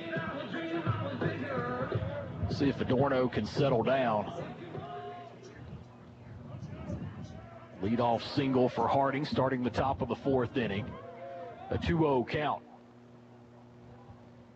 Adorno's pitch, fastball hit high into right field. Jaden Hill appears to be under it in right. He is, makes the catch for the first out of the inning. Martinez retreats back to first base after the now batting for the Bisons, high pop fly. Number 9, Colton Who was Doyle. talking over there? I don't know. Was that something over there, or was it my laptop over here? I don't know. Something. Was not me. I don't have any volume. Somebody was on. talking somewhere. Number 9 hitter Colton Doyle steps in. Adorno's pitch off speed and a little bit in, I believe. He's the grandson, I think, of Harry Doyle, isn't he? Probably so. Yeah. Oh. The Euchre swinging a miss. Adorno took something off. Doyle was swinging out in front. We have a lot of Euchre's videos popping up on Facebook, and that just and I enjoy every one of them. I could watch them over and over and over on the Tonight Show. Yeah. Oh yeah, with Carson and that one off speed, hit foul out of play. Yeah. Major League is one of those movies that anytime I'm flipping through the channels, if it's there, I've got to stop and watch it. Yeah, you got to watch at least some. Well, it's kind of like Val Kilmer passed away this week as well, and Tombstone is on that list for me as well. I just watched Tombstone the other night. It popped up. I was looking through. I pulled up there. There was Tombstone. Yeah, and then it was already late. I had stayed up way late watching it. Top Gun. I don't know that there's a more quotable movie than Tombstone. The 1-2 just got a piece of it. That one was outside. Doyle offers at it and just able to foul it off. It was amazing when Tombstone came out. Wyatt Earp also came out with Kevin Costner. Yeah, I remember and that. They're both really good movies. It was just amazing that, of course, Hollywood does some crazy stuff sometimes. Why would you have two blockbuster Wyatt Earp movies at the same time? But, hey, they were both good. Yeah, they were. People watched both of them. Tombstone, I think, got the nod there. That one outside. Doyle started to offer, but able to check his swing. They're going to ask for the appeal. He did not go. Then I went to bed, and I was thinking about something about Wyatt Earp. And then I started looking at my phone and looking up information on Wyatt Earp. So I thought, man, I ain't never going to get to sleep. Actually had a book on him that I read during vacation. I need to send that your way. Pitch, that one hit off into the bat toward short. Brandon Nickel gloves, throws to second for the force. The turn not in time to first base. Runner was going to beat that. Clairhout, give him a tip of the cap. He kind of went, he's from Canada, so we'll use the hockey reference. He was the goalie that just kind of laid out and stopped the puck before it got by. Yeah, because I don't know that he was going to be able to catch it. He just had to get over and just block it. He blocked it from getting through. The fielder, number 23, 6-4 on the put out there. And you're right, good job by Clairhout, just kind of sacrificing his body there to make sure it stayed out in front. I wonder if Clairhout played hockey any. I don't think I've had Clairhout on my spotlight. We need to find out. Pitch, runner's off at first base. I think it surprised Rosema. He hesitated significantly before throwing, but the runner slides past the base. Doyle goes over the bag, and Nickel keeps the tag on him, so he is out at second base, caught stealing, even though he beat the ball there, unable to maintain contact. So, in the top of the fourth inning, there were no runs, 1 hit, no errors, no one left on base. As we head to the bottom of the fourth, it's SAU 4 and Harding 3. This is Mule Rider Baseball. Keith & Company Realty in Magnolia is here to assist you with all your real estate needs. Keith & Company Realty strive to treat every client as family and give you the best experience possible. They have experience in residential, commercial, land, and appraisals. Have a question? Are you ready to make the next transaction? Or maybe you just need a refill on your coffee. Their agents are waiting to speak with you and to help. Visit online at keithandcompanyrealty.com to view listings or follow them on Facebook. Keith & Company Realty, 636 East North Street in Magnolia, 870-299-0128. Tired of living with joint pain? Say hello to a brighter future with joint replacement surgery at Magnolia Regional Medical Center. The Mako Smart Robotic System is the latest breakthrough in orthopedic surgery. This advanced technology ensures precision and personalized care for every patient. Dr. Kevin Rutter and his team can create a surgical plan tailored to your unique anatomy. That means faster recovery times and improved outcomes. Take the first step towards a pain-free life today. Call 870-235-3200 or visit mrmcjointcare.com. Hey guys, Lucas Cheatham back to tell you about HealthQuest Therapy. Spring brings out the best things like vacations and time at the lake. Gone fishing lately? Well, out on the water is where you'll always find me. Some days, fishing out of a boat can really test my balance. You may feel off balance at times yourself. My mom, Christy, and her team provide physical, occupational, speech therapy, dry needling, and even offer vital stem therapy for swallowing problems. Visit online at healthquesttherapy.net or stop by 1515 East Main in Magnolia today. Oh yeah, I got another bite. Well, it'll be the 7, 8, 9 hitters due up for SAU. Jack Rubik stands in and takes strike one. Bottom of the fourth, SAU leading 4-3. Maddox Long back to work and working quickly. That one way outside, but Rubik chases for a swinging strike two. All right, so what was the sitcom that Bob Euchre starred in? It must have been before my time because I did not recognize it. Oh, I can't remember yeah, the name. Mr. Belvedere. Okay. 0-2, that one chopped foul down at home plate. Rubik stays alive. All right, so I'm going to have to figure out what play. And I didn't watch much of it. It really wasn't my cup of tea. Not your cup of tea. All right. It was like a lot of those other, cutesy sitcoms. 0-2 pitch, high and outside. And it really just not. It wasn't Euchre. Okay, all right. That was not a situation Euchre should have been in. But, you can't turn out a buck either. 1-2, swing and a miss as Rubik again chases outside for strike three. I don't know, it's probably on several seasons, though. I don't know exactly. Well, they had talked about the play-by-play guy for the Cubs. I guess started out with the Brewers, and he was the one that would sub in for Euchre when he would have to go film that show. They were talking about that yesterday, and the Cubs radio broadcast. First pitch to Rose behind outside.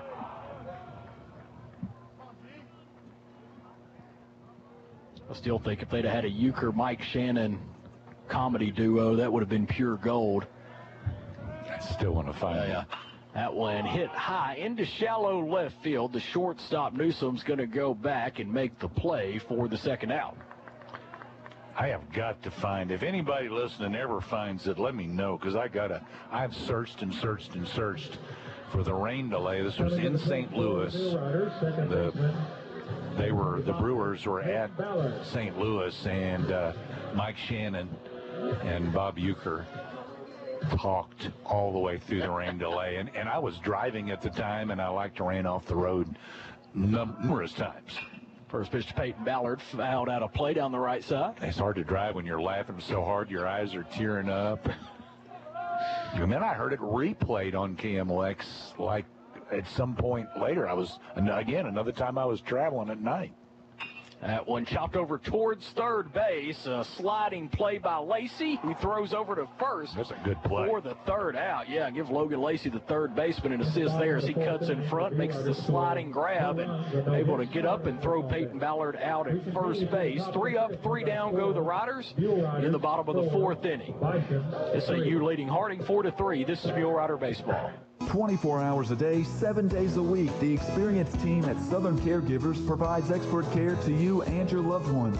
Southern Caregivers also provides needed support for seniors, allowing them to remain in the comfort of their own home and maintain their independence. The nurturing and caring companions can be matched to meet emotional, spiritual, and physical needs of the individuals they care for. Call 501-463-9990 today and speak with one of our professionals, or visit southerncaregiversar.com.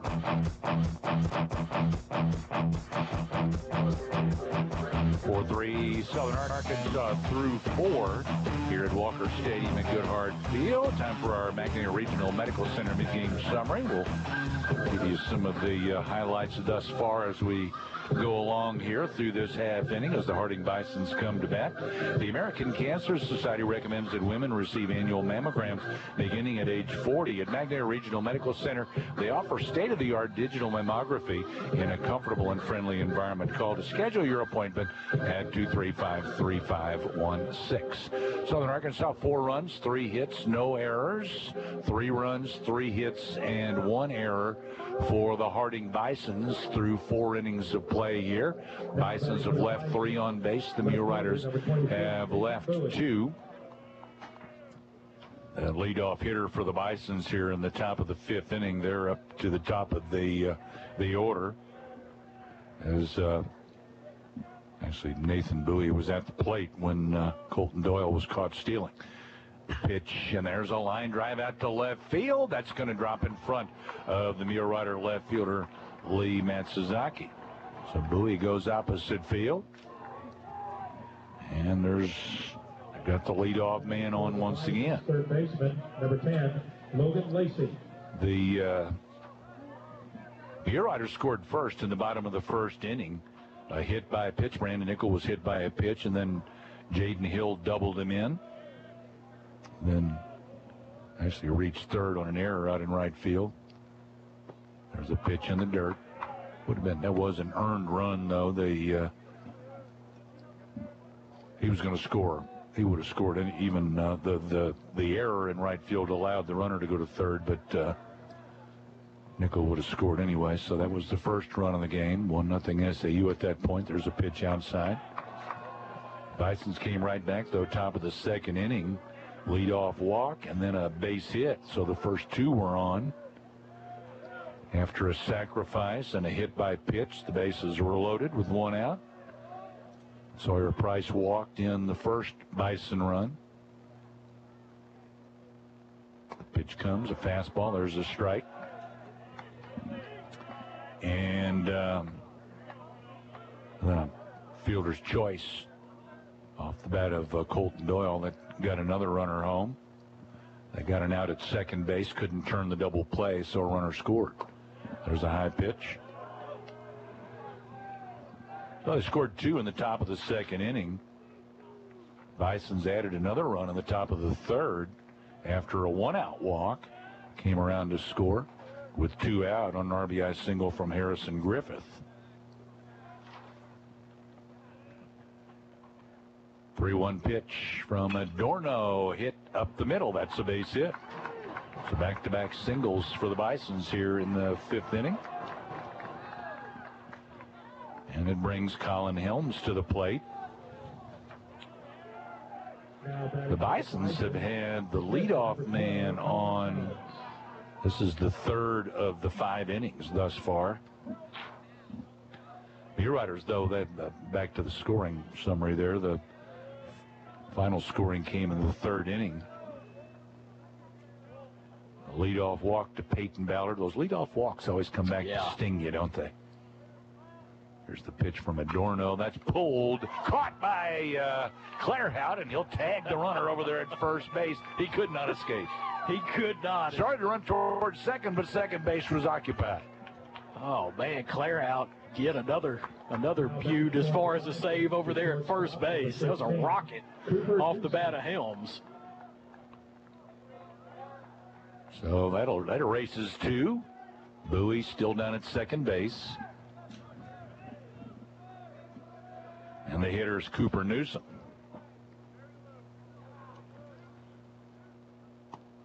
First pitch, a slider on the outside corner back to the scoring summary. With 2 out and runner on in that inning, another walk, and then a 3-run bomb off the bat of Jaden Hill. That's the end of the scoring thus far in the bottom of the 3rd inning. 4-3 SAU after that. There's a swing and a miss by Newsom for strike 2. He's in the hole. No balls, 2 strikes.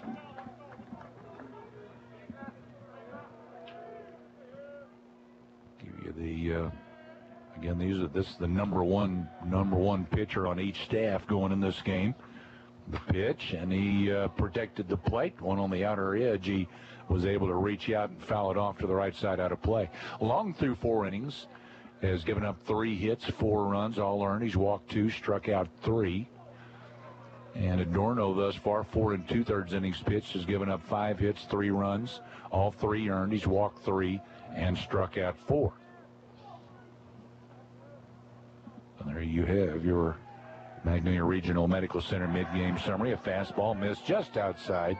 It's a 1-ball, 2-strike count to Cooper Newsom. Yeah, we got some of them fans, too. We got some homers. Yeah, that one was outside. Yeah, it was. It's a ball and 2 strikes.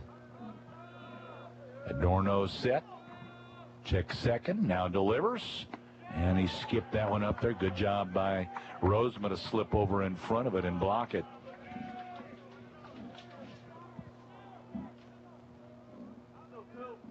Softball not underway yet. They're going to start in a little bit, though. About 6 o'clock is when it's scheduled to start. Looks like they're about ready up there. 2 balls, 2 strikes to Newsom. Adorno takes a couple of looks back to second. Now delivers, and a slider just off the outer edge. Might have been a fastball. That didn't have much movement in it, but it just missed. Yeah. A couple of pitches there, didn't miss by much, but were just a little bit out. That was closer than the previous pitch. That one could have rose the right arm of the umpire, but he kept it down. It's a 3-2 count. Payoff pitch coming, and that's popped up on the infield on the right side. And Ballard moving to his left, behind first base in shallow right field. He ends up making the play to retire the Bisons. Harding, no runs on 2 hits, no errors, and 1 man left aboard. We go to the bottom of the 5th. Southern Arkansas leads 4-3. This is Mule Rider Baseball. Hey, honey. Yeah? Whose yellow car is in our driveway? What yellow car? That yellow car. Babe, that's your car. It just has a fresh layer of pollen covering it. Oh, okay. Well, if you don't get over to Rocket Fast, I'm going to let you drive the yellow one, and I'll take yours. Gotta go. Where are you going? I'm headed to Rocket Fast. Spring is in the air, and so is the pollen. Visit your nearest Rocket Fast car wash and let us take care of you. Rocket Fast, it's a blast, and your vehicle is free.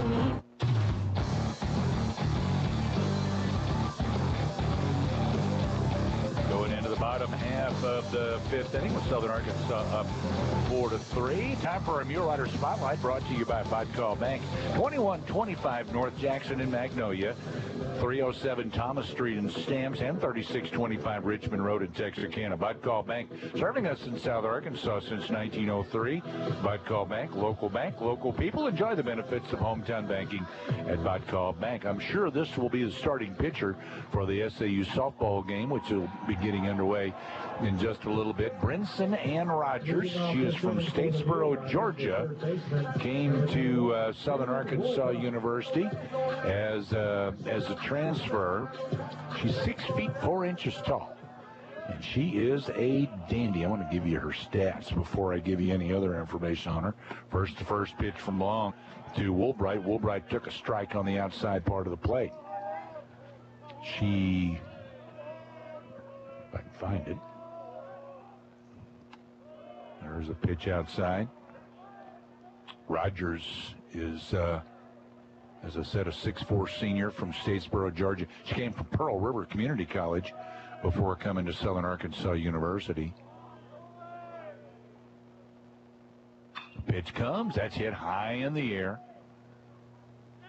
Well, center fielder coming on, calls off. The infielders coming out And it's caught by the center fielder, Sawyer Price. That one was hit high enough that he was able to run it down, catch it behind the infield. 1 out. Lee Matsuzaki will come to the plate for SAU. Rogers on the year. We were talking about Long's numbers earlier. Brinson Rogers is 20-2 on the season with a .86 ERA. There's a foul ball hit past first base. She has had 24 appearances, 21 as a starter, 15 complete games. She's pitched 130 2/3 innings, given up just 16 earned runs, only 1 home run, all of that, 148 batting average against. That pitch misses low. So, yeah, she's doing all right. Yeah, doing okay. That's putting it mildly. Parents are Lori and Jody Rogers, Statesboro, Georgia. There's a fastball, misses inside to Matsuzaki. In high school, she played soccer, too, softball and soccer. 6'4", I bet you she was a goalie. I bet she had all kind of reach. Oh, yeah. Here's the 2-1, off-speed pitch, stayed a little up.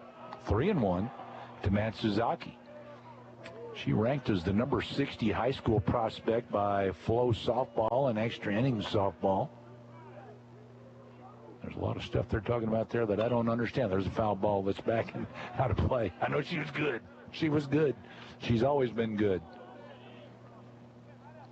So, yes, she went to Pearl River Community College and Louisiana Lafayette, the Raging Cajuns. Was down there before coming to Southern Arkansas. Impressive numbers all the way around. There's a fastball, missed inside, ball 4.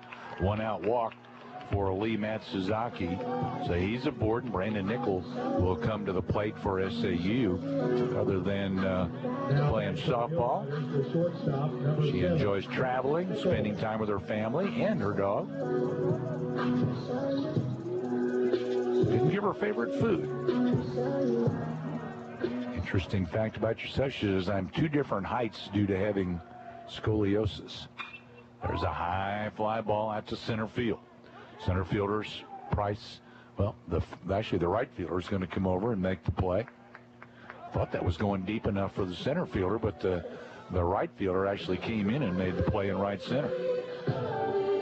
So there are 2 away, and Jaden Hill will come to the plate for SAU, person she admires the most. And she wrote a book about her. I'm going to tell you some of it. Her mom, the person she admires the most. Not only is she her built-in best friend, the one who always shows up for me no matter the distance, even when I'm 13-plus hours away at school. There's a pitch in the dirt. But she's also the unwavering source of belief in me. I'm going to stop there. Like I said, she wrote a lot about it. She loves her mother. Definitely loves her mother. Why you chose Southern Arkansas? Because it felt like home. And choosing it was an easy decision. There's a throw to first. The runner's back. Says it was here that she fell in love with the game all over again. Volunteers with Muleriders in Magnolia and Sea Caps. She does like her dog. 1-0 pitch. Chopper to the right side. The second baseman charging, fields, and gets the force play at second base. That's 4-6 on the putout for the 3rd out of the inning on the chopper to the right side. So Southern Arkansas in the bottom of the 5th inning with no runs, no hits, no errors, 1 man left aboard. Let me finish up with our Botcall Bank Mulerider Spotlight as she's majoring in university studies with a focus in business management. After graduation, plans to move home and begin her career. Favorite moment as a Mulerider, meeting the girls who will be in her wedding someday. So again, in our Botcall Bank Mulerider Spotlight, Brinson Rogers from Statesboro, Georgia. Again, I'm gonna double check the live stats for softball because they should be, if they're not underway, they should be getting underway very quickly. I don't see it. I'm sure she's on the mound for the Lady Mulerider softball team. We're through 5. It's 4-3 Southern Arkansas. This is Mulerider baseball. I'm Faith Armstrong. If you worry about your safety safety or your loved ones, Columbia County Ambulance Service would like you to know about CareLink. CareLink provides an instant link to emergency response every minute, every day. The standard version provides protection surrounding the home, and a mobile unit offers protection anywhere. The area covered includes Columbia, Hempstead, Nevada, Ouachita, Lafayette counties, and Claiborne Parish. Call Columbia County Ambulance today to schedule your installation.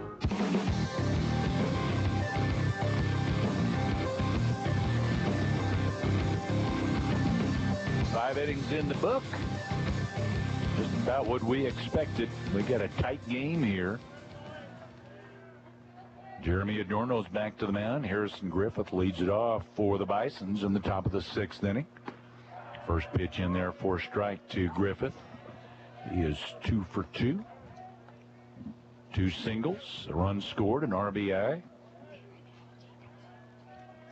Griffith, Kirkbride, and Martinez due up here. There's a strike.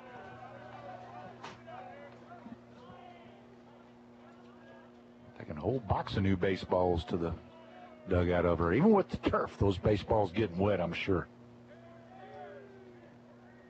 The 0-2. Slider missed a little off the plate. Just about where he wanted it to be, though. Trying to get the right-hander Griffith to reach for it. He did not.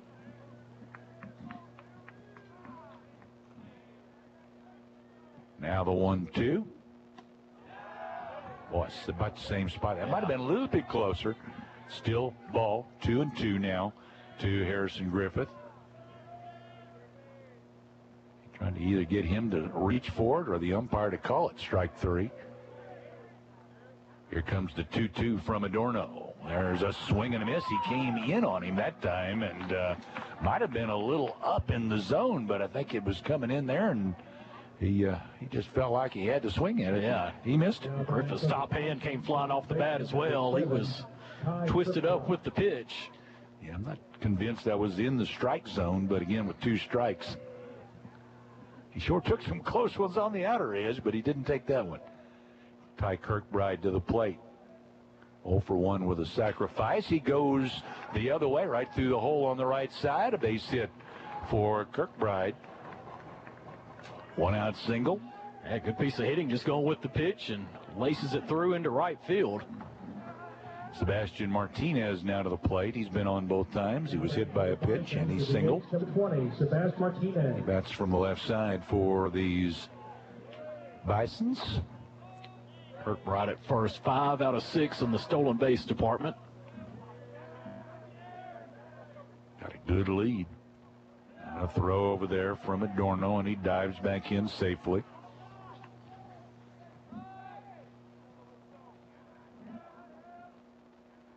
It's a 4-3 ball game. I don't think we're finished scoring in this one yet. I would agree. Big lead at first. The pitch comes off speed, and he was out in front, swing and a miss for strike 1 to Sebastian Martinez. These Bisons will run some bases. They got some base stealers on this team. And again, a big lead. Another throw to first, and he's back in there. That was close, though. Yeah. Good quick move from Adorno, and good job by clear out, letting the ball travel in and quickly applying the tag.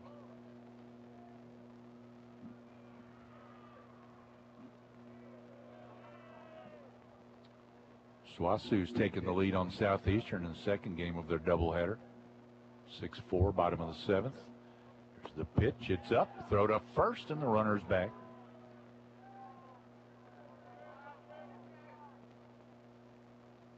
SWASU trying to take one. Split today, and then they'll play one more tomorrow.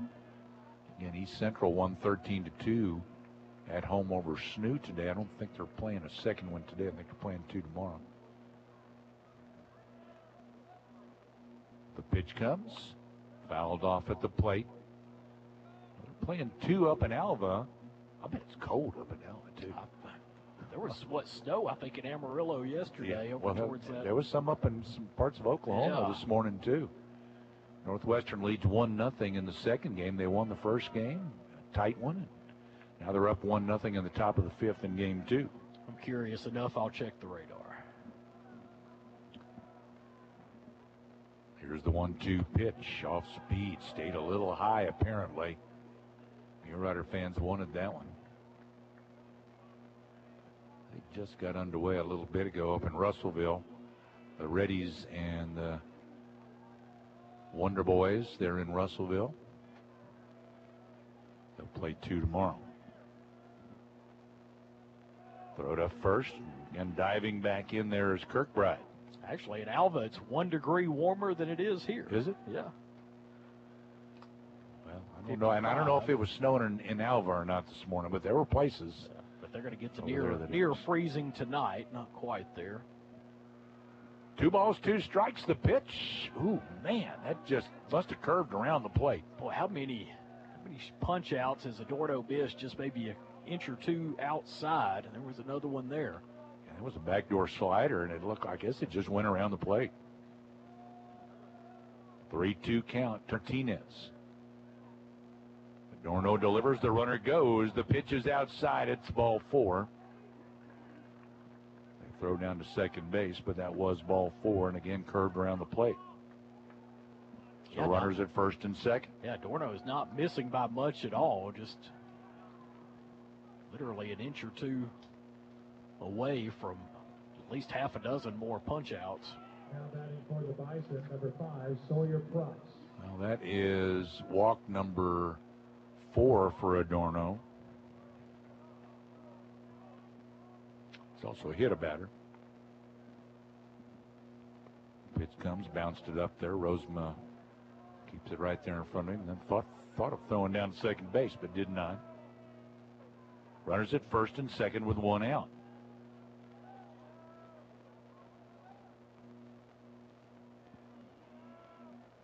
Adorno set, looks back to second. Now spins that direction. He'll throw back there.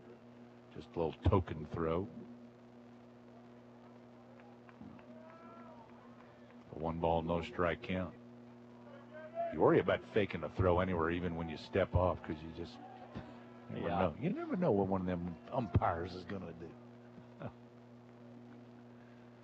Another throw back there, this one with authority, and he dives back in there. Yeah, that was a timing play that was probably called by Rosema. You had Ballard slipping in from the right side, the Mulerider second baseman.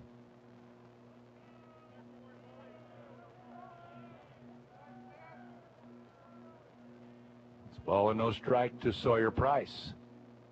Here's the pitch from Adorno off the end of the bat, a swing and a foul back to the backstop. Adorno trying to keep him close enough back there that even if Price gets a base hit through the infield, they can maybe still have a play at the plate. 2 on, 1 out in the top of the 6th inning. Adorno's pitch. It's again skipped up there, and it's a ball. It's 2-1. Colton Doyle on deck, then the top of the Bison order.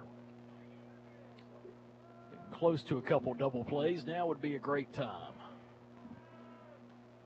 2-1 delivery from Adorno on the way. A fastball, and that is a nice Sunday hop for the shortstop, and over to second, and then on to first. It's 6-4-3. Nickel to Ballard to Clairhout for the twin killing. You called that one. Ask and you shall receive. There you go. So the Bisons come up with no runs on 1 hit. There were no errors and 1 man left aboard. We go to the bottom of the 6th. Southern Arkansas leads 4-3. This is Mulerider Baseball. Campbell & Company Insurance Agency, a division of Sunstar Insurance Group, has been providing insurance coverages for businesses and families in the Arklatex area for over 100 years. As an independent insurance agency, Campbell & Company represents dozens of A-plus rated insurance carriers such as Allstate, Travelers, and Arkansas Blue Cross and Blue Shield. Campbell & Company can provide insurance coverages to a wide array of businesses, from log trucks to restaurants, as well as homeowners, auto, and health insurance. Call Bill Talbot and his team today, 234-6707, or stop by 409 North Jackson in Magnolia. Did you get us switched over to shelter insurance? Actually, I found a deal online. You did? Does your deal come with award-winning customer service? Oh, I'm not sure. Does the deal include a local agent? Doesn't actually say. Can we create a customized plan that fits our needs? Let's just call the local shelter agent. For insurance that fits just right, find a shelter agent near you. For auto, home, life, or business insurance, see shelter agent Gary Don Farah.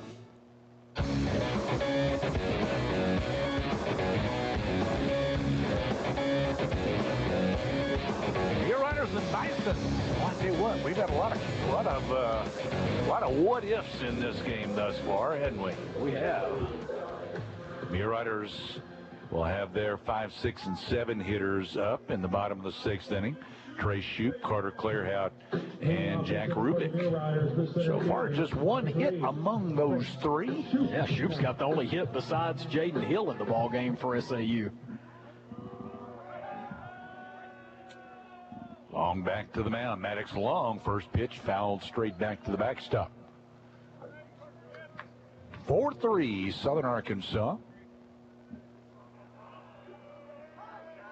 Well, if they're playing up there, the live stats are not working. I think they are. Yeah, I think the live stats are just not working. There's a pitch outside for a ball. Yeah, I've heard some yelling over there like it was game action, so... Ball on a strike. The pitch comes, showing bunt. Shoup puts it down. Good looking bunt. Charging third baseman Lacey. He does not have a play. Shoup caught him playing back, and he laid it down perfectly on that turf. He could not have rolled it out there any better. Like you said, perfectly executed, and Lacey came racing in, but had no shot at all at getting Shoup at first base. So Carter Clairhout comes to the plate for SAU. He's grounded over to the second baseman twice. 4-3 game. Muleriders have gone in order. First the pitch, a swing and a miss by Clairhout. Muleriders have gone in order twice today. The Bisons only one time. That was in the first inning. So both these teams have had base runners. 7 have scored. 4 for the Muleriders, 3 for the Bisons. There's a pitch low, good blocked by the catcher Colin Helms. Yeah, Long, uncharacteristically, has given up 3 walks and 1 hit by pitch, which, again, his numbers this year on the free bases have been outstanding. 1 ball, 1 strike. And the pitch, he ripped that one, but foul. Ricochets off the brick wall and then out to the right field position. Came right to the right fielder, Doyle, out there, and he throws it out of play. That's going to have a mark. Yeah, that one going off that brick wall. Scorched. Clairhout steps back in the box. He's down on the count. 1 ball, 2 strikes. Jack Rubik is on deck for SAU. The pitch comes. Clairhout took it low. That was close. 1-2.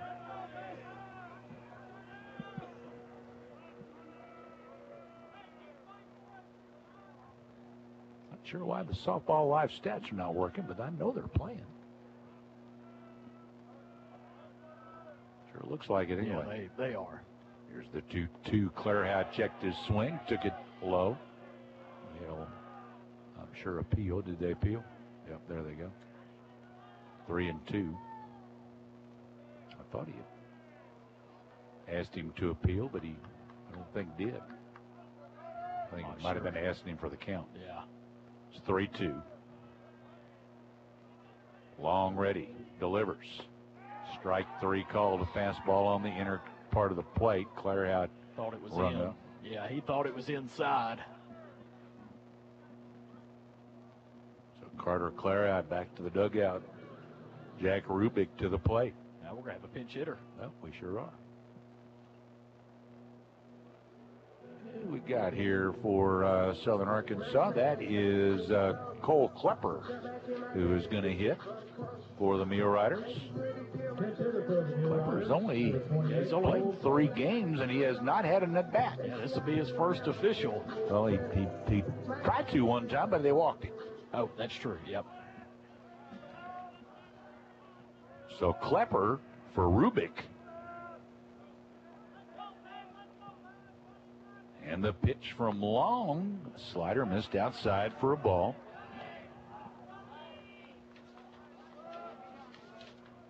are you from, Mr. Klepper? I hadn't seen you play yet.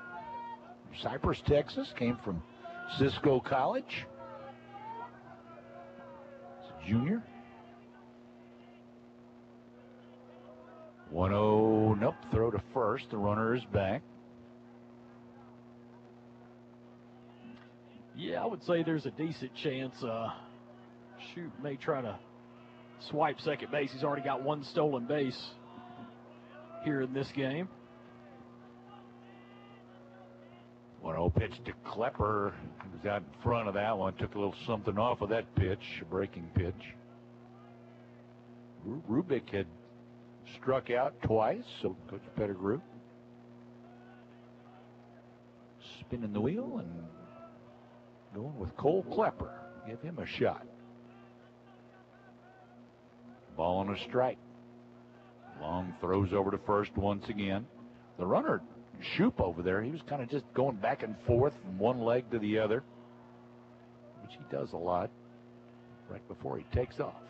He's been able to dive back in safely pretty easily both times. He may extend that lead a little bit. Now the 1-1 pitch outside. Now the throw down to first base, and Shoop slides in behind the bag and gets a hand on it before the first baseman Griffith can swipe back at him. After the game, Domino's postgame show will come your way. Carry out a deal for only $7.99 at Domino's, including all their one-topping pizzas on any of Domino's 5 crusts. Here's the 2-1 pitch from Long, and that's popped up. The catcher back behind the plate, looking for it, goes back to the back. Somebody dropped it. It hit off of his mitt. The first baseman, Griffith, was coming in, and they almost collided. And then the catcher, Helms, just could not secure it. Yeah, the wind, I mean, as that ball was in the air, kind of started gusting left to right. And I think that very much affected the flight of that ball and Helms being able to settle underneath it. Yeah, and he was very close to that, to the backstop and the brick wall underneath of it. 2-2 the count to Cole Klepper. See if Klepper can make him pay. The pitch on the way. And he tried to check, but he went around a swing and a miss. Strike 3. Klepper strikes out. Boy, back-to-back strikeouts after the leadoff man reached for SAU. Let's see if Rosema can extend it. Her DH spot's got 3 Ks. Not good. Grant Rosema, the catcher now, he's 0 for 2 on the day.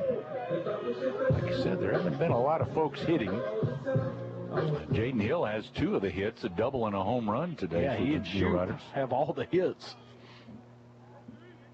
Shoop with 2 singles, including this bunt signal that got him on to start this inning. The throw over there, and he's back.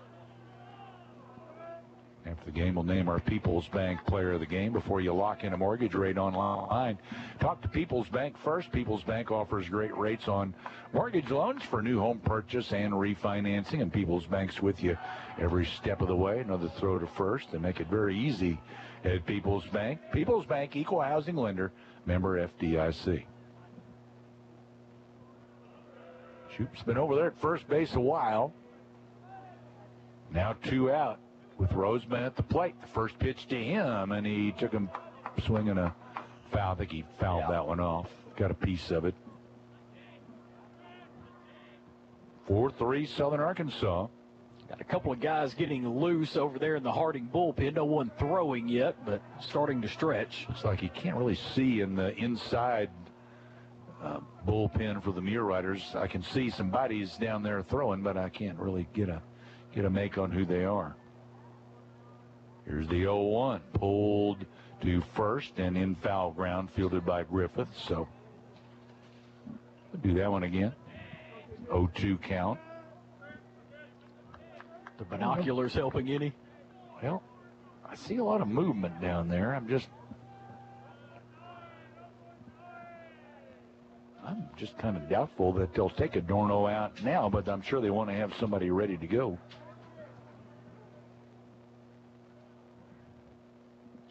The pitch to Rosema, up the middle, a line drive, moving to his right, though, is the center fielder, Sawyer Price, and it carries to him, and that's out number 3. In the inning for Southern Arkansas, no runs on 1 hit, no errors, 1 left. We are through 6 in a 4-3 ball game. Muleriders on top This is Mulerider Baseball. Hey guys, Lucas Cheatham back to tell you about Health Quest Therapy. Spring brings out the best things like vacations and time at the lake. Gone fishing lately? Well, out on the water is where you'll always find me. Some days, fishing out of a boat can really test my balance. You may feel off balance at times yourself. My mom, Christy, and her team provide physical, occupational, speech therapy, dry needling, and even offer vital stim therapy for swallowing problems. Visit online at healthquesttherapy.net or stop by 1515 East Main in Magnolia today. Oh yeah, I got another bite. Are you looking for a bank that feels like home? Since 1906, Farmers Bank & Trust has proudly served Columbia County. We're committed to building strong communities and lasting relationships, because to us, you're more than just a customer, you're part of our family. Whether it's a savings or checking account for your child's future, or a loan to grow your small business, we're here to guide you every step of the way. Visit us today and come home to Farmers Bank. Farmers Bank & Trust, Equal Housing Lender, member FDIC.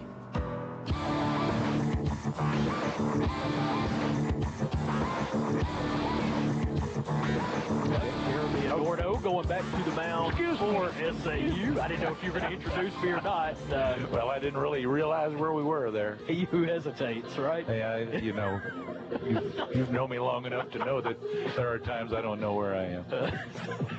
Understandable. Quite often. Understandable. Yeah, Jeremy Adorno back for his 7th inning of work. Going to be the 9-1-2 hitters due up for Harding. SAU with a 1-run lead, 4-3. Number 9, Colton Dole. Looks like SAU's got at least one guy that's ready in the bullpen just in case. So suspect Adorno will be on a relatively short leash here. Northwestern up 1-0, bottom of the 5th, and Alva, they won the first game 6-5.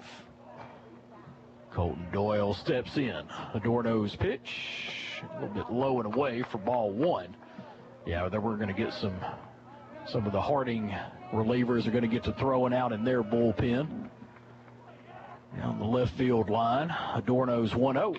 Hit hard but foul down the left side. Count evens at 1 ball, 1 strike.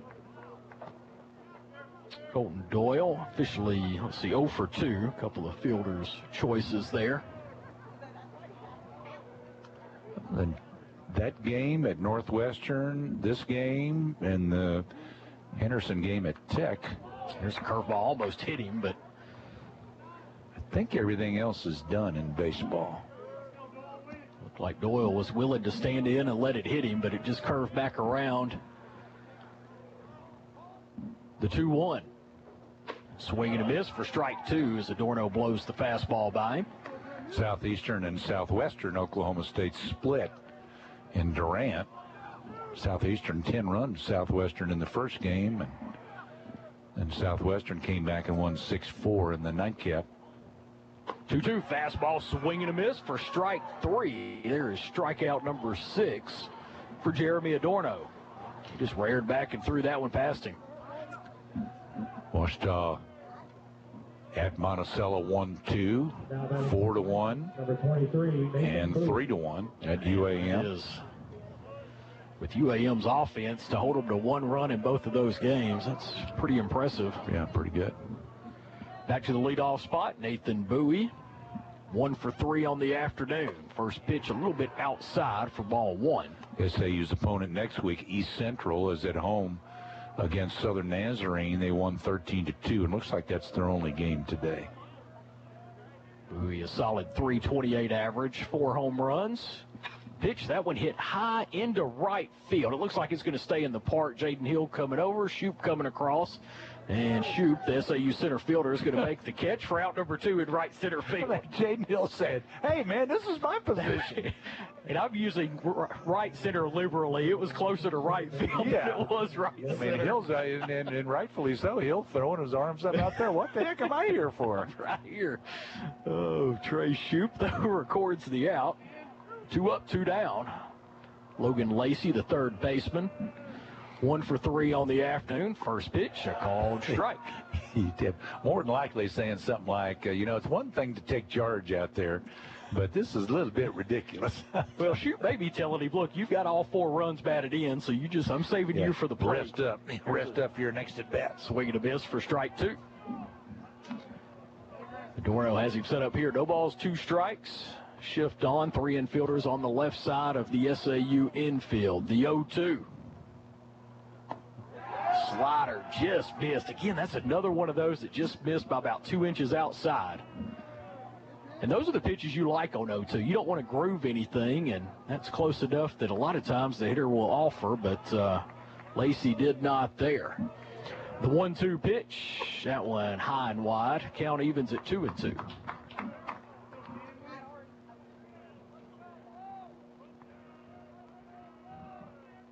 Jeremy takes a breath, steps back up to the mound and delivers the 2-2. That one chopped foul down the left side. We'll do it again. It's been another consistent theme, and that's Harding being able to fight off 2 strike pitches. Yeah, Harding with the pair of guys starting to throw in the bullpen. We'll do the 2-2 again as Adorno checks his wrist and gets the signal. Fastball just missed somewhere. I'm not sure where. Count goes 3-2. SAU fans not happy, and that was at minimum a 50-50 call. It did not go SAU's way. Full count pitch. That one hit high, and is it going to stay in play? Roseman racing over, and he's going to watch it go out of play. Count remains full. Another good pitch wasted by a Harding hitter. Softball up 1-0. Apparently, with the new putting in the new video screens and all that, it's kind of got. I think they don't even have a scoreboard up there right now. Oh, okay. So I think that's also causing some issues with the live stats. I think that's going to be remedied this week, from what I've been told. Full count pitch again. Outside, ball 4. There's a 2-out walk. Boy, there was one pitch there that looked like strike 3, and we'll see if that comes back to haunt SAU. Well, Coach Pettigrew, this may be it. Left-handed hitter, and you got a left-hander throwing. Yeah, so Jeremy Adorno looked at him like, I'm good, but I don't know that he's going to have the option here. And there's the signal. So, yeah, that'll be it for Jeremy Adorno. We're in the top of the 7th. SAU leading by a score of 4-3. We'll tell you about the new pitcher after this. This is Mule Rider Baseball. Investment mistakes can be costly. One common mistake is too much buying and selling. Excessive trading can run up fees and taxes and disrupt your long-term financial strategy. Another mistake is failing to create a good mix of investments. Don't try to time the market. No one can really predict when prices reach low or high points. Also, don't develop unrealistic expectations, and don't make the mistake of simply comparing your investment results to those of a market index. Talk to an Edward Jones financial advisor, Laura Kroll, Patrick Dodd, Steve Hardy, or Mark Woods. Edward Jones, member SIPC. Southern Medical Group welcomes the newest member to their expert team, nurse practitioner Haley Quintana. Haley sees all patients, no matter the age, during the hours of 8 a.m. until 5 p.m. Monday through Friday. Most insurances are accepted. Southern Medical Group has you covered no matter the health issue, from allergies and colds to DOTs and screenings. Stop by 211 East Stadium Street in Magnolia or call 870-234-5955. Southern Medical Group, our family, taking care of yours. 24 hours a day, 7 days a week. The experienced team at Southern Caregivers provides expert care to you and your loved ones. Southern Caregivers also provides needed support for seniors, allowing them to remain in the comfort of their own home and maintain their independence. The nurturing and caring companions can be matched to meet emotional, spiritual, and physical needs of the individuals they care for. Call 501-463-9990 today and speak with one of our professionals, or visit southerncaregiversar.com.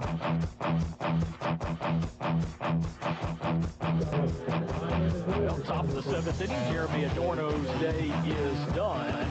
Can be the winner, cannot be the loser. It's a 4-3 game. The runner at first base, Logan Lacey, is his responsibility. Caleb Saulers comes in. Saulers is 6'2", 280-pound senior out of Benton, Arkansas, by way of Central Baptist College. On the season, Caleb has a 6.06 ERA, an 0-3 record. This will be his 13th appearance. He does have one save. 16 1/3 innings pitched, his He's got 23 hits, 11 earned runs, 15 walks, 25 strikeouts, and opponents are hitting .324 against Caleb Saulers. He inherits Logan Lacey at first base for Harding and Colin Helms at the plate. 2 outs, 1-run lead for SAU. Saulers lefty-on-lefty matchup here. Saulers had 2 appearances last week at Henderson. Throw over to first, and runner dives back in safely. The first one, actually, no, that was the midweek game. The Henderson midweek game that I'm looking at there, pitched an inning and gave up 1 hit, no runs, walked 1, struck out 2. Last week he just faced 1 batter, a lefty, and he walked him, and then they went to a right-hander. Saulers another throw to first, runner again back in standing.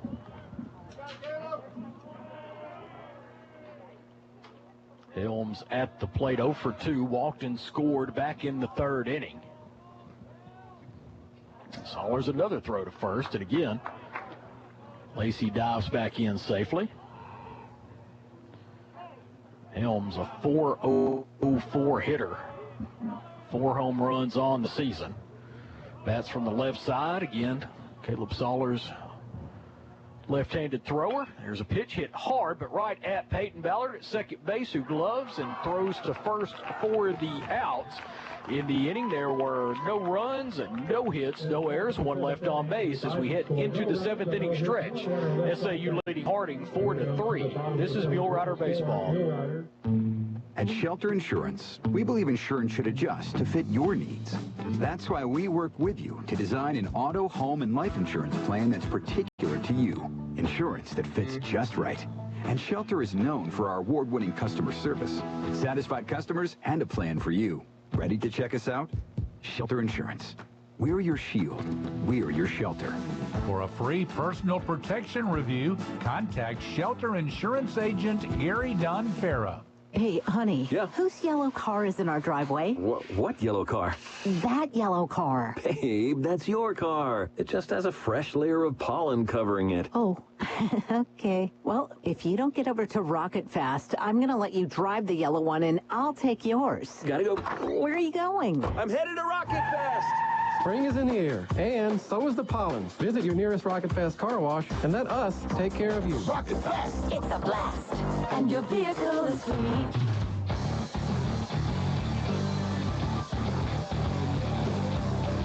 Starting to get late here at Goodhart Field, bottom of the 7th inning. SAU with a 1-run lead. Maddox Long, who started for Harding, will go back to the mound. It looks like Harding has at least 1 pitcher ready in the bullpen, maybe 2. So probably a relatively short leash for Maddox Long as well. Saw Jeremy Adorno come out after retiring the first 2 in the SAU half of the 7th. Magnolia Panthers won 2 conference games this past week. They, rather than fight the rain later in the week, they just played Monday and Tuesday against Nashville. Got home on Monday and then at Nashville on Tuesday. Panthers took both. Beat those scrappy scrappers. Good deal. Got Arkadelphia this week. Tuesday at Magnolia, Friday at Arkadelphia. The pitch to Ballard, fouled back off the end of the bat for strike 1. Got the Panther games for you on Fox Sports KVMA, 6:30 a.m. and 107.1 FM. Ballard 0 for 1. He walked and scored in the 3rd inning. Long working quickly, comes home. Ballard squares to bunt and takes it back and takes ball 1.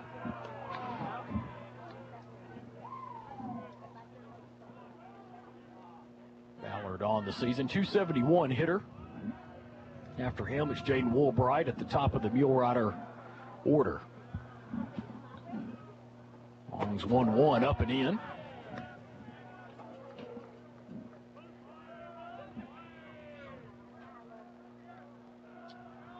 Maddox Long. Pitch, that one hit foul. Is it going to get out of play on the right side? It is. Count evens at 2 balls, 2 strikes. Long closing in to the 100 pitch count. Defense pretty much straight away. Not much wind at the moment. The 2-2 to Ballard. That one hit back up the middle. The shortstop Newsom has a play gloves, makes a strong throw across for out number 1 here in the bottom of the 7th. Put it out It there, wasn't hit real 6-3. hard. I thought Ballard might have a chance. Yeah. He gave it his all running down the line, but couldn't beat it out. Newsom, knowing he had speed, gloved it quickly, and he went ahead and turned it loose to first base. He wasn't going to take any chances there. Going to get a new baseball in. I think there was some confusion there. Long's going to pick that one up and flip it to the SAU dugout. You still got tickets for the Mulerider Club Spring Supper on April 14th, Monday, April 14th. Drive through at I'd Call Bank in Magnolia, $20 for that big old fat pork chop with all those delicious sides from Mahler's Cafeteria. I've sold exactly 3. That would be for me, Bowen, and Catherine. First pitch to Albright, fouled out of play. Sorry, Jackson. Well, that's why I'm trying to help you out. I know. And I got Rotary Club pancake breakfast tickets that I need to sell too. What is that one? Pitch inside. That almost hit Woolbright. He had to buckle his knees on the fastball. That's April 26th, Saturday, April 26th, 7:30 to 10 a.m. at First United Methodist Church Peace Hall. $10 for that. You can't beat that. No. 1-1, low and away. Guarantee you're not going to go through any drive-through in town and come away spending $10 or less. Not for that kind of food. 2-1. That one grounded over towards short. Again, Newsom plays it on a hop, throws across. 2 up, 2 down, top of the 7th. That'll bring up Lee Matsuzaki. Matsuzaki 0 for 2. He did walk in the 5th inning, grounded out to 3rd in the 1st and 3rd inning. Got a lot of folks who are due, but, there's a lot of that going around when you're facing Maddox Long. Yep, absolutely. Feel much better if we could put another couple runs on the board here. First pitch to Matsuzaki, chopped foul. Austin Baker, the Mulerider first base coach, bare hands it and flips it into the SAU dugout.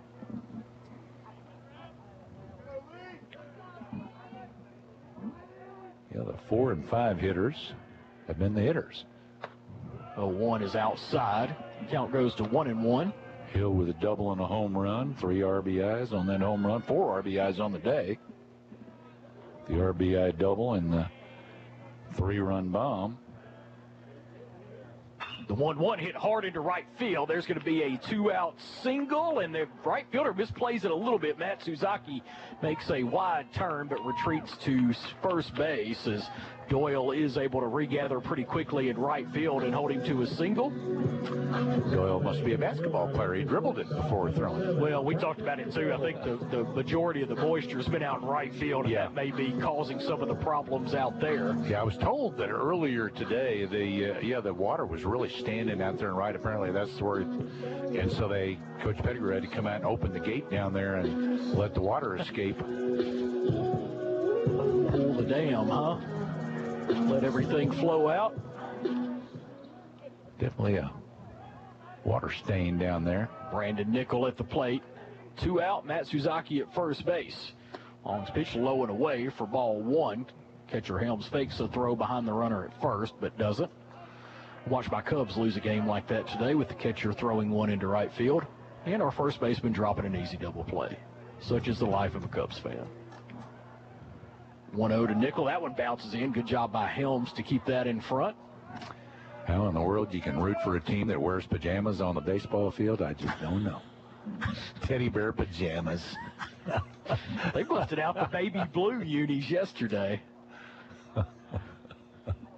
I did look. I checked the standings, though. We are ahead of the Cardinals in first place. You. I ain't seen you swing a bat all year.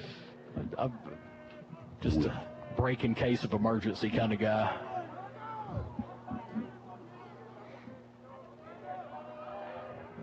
The 2-0 to Nickel. That one up and in, ball 3. 3-0 count. I suspect Brandon Nickel will have the green light here, but it's going to have to be center cut before he's hacking. Jaden Hill on deck for the Muleriders. Next pitch off speed, and that one drops in for a called strike. Baston won the first game with the Cardinals today, 5-4 in 10 innings. That's a shame. They're 1-1 in the 1-1 in the second game. What your stinking Cubbies lost? 3-1. That one low and away.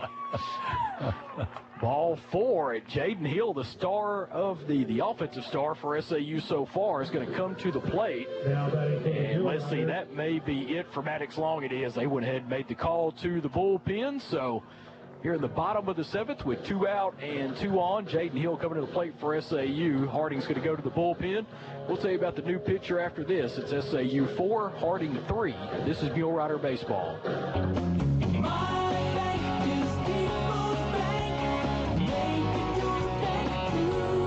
Want to get the most bang for your buck in 2025? You need a People's Bank CD and Companion Savings Account. Companion Savings is a savings account that pays 4.01% annual percentage yield. To qualify, simply open with a new CD. APY is effective January 1st, 2025, and is subject to change at any time. Call People's Bank for all the details. Member FDIC. Magnolia Travel Center is the only homegrown fuel stop in Magnolia and offers premium non-ethanol gas, great for ATVs, boats, lawnmowers, and other small engines. They also offer off-road diesel. These fueling options are offered at your convenience, night or day, 7 days a week, and are located on the last 2 fueling bays in the back of the store. Endless breakfast options, daily lunch specials, the Flavor Shot Fountain Center, salads, pizzas, and more. Lower prices with a local feel. It's Magnolia Travel Center. Full menus available on magnoliatravelcenter.com. It's mighty hard to resist an order of Domino's Loaded Tots. You have your choice of 3 different mouth-watering toppings. There's Domino's Cheddar Bacon Loaded Tots with the perfect combo of gooey cheese and crisp bacon. Or how about Domino's Philly Cheesesteak Loaded Tots? Or last but not least, Domino's Melty 3 Cheese Loaded Tots covered with a blend of mozzarella, cheddar, and provolone cheese, plus Alfredo sauce. Add some Loaded Tots to your next Domino's order. Order online or on the Domino's app and earn Piece of the Pie reward.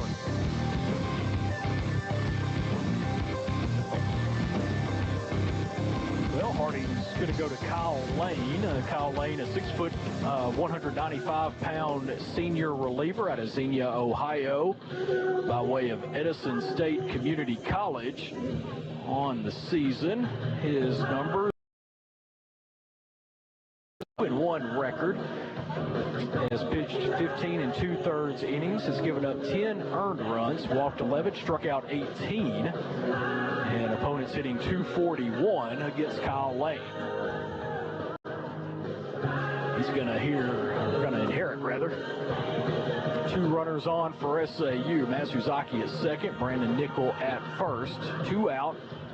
Bottom of the 7th inning, SAU with a 1-run lead, and it will be Jaden Hill coming to the plate. Lane and Lobo have been their top go-to guys out of the bullpen. Lobo being their saves leader. I don't think I said it. This is actually his 11th appearance. Jaden Hill has all 4 runs batted in for SAU. The pitch off speed. It's a good curveball that drops in for a called strike. Hill doubled with the run batted in the first, 3-run home run in the third, and then grounded into a fielder's choice. Lane, a couple looks at the runner at second, comes home. That one outside and probably a little bit up as well.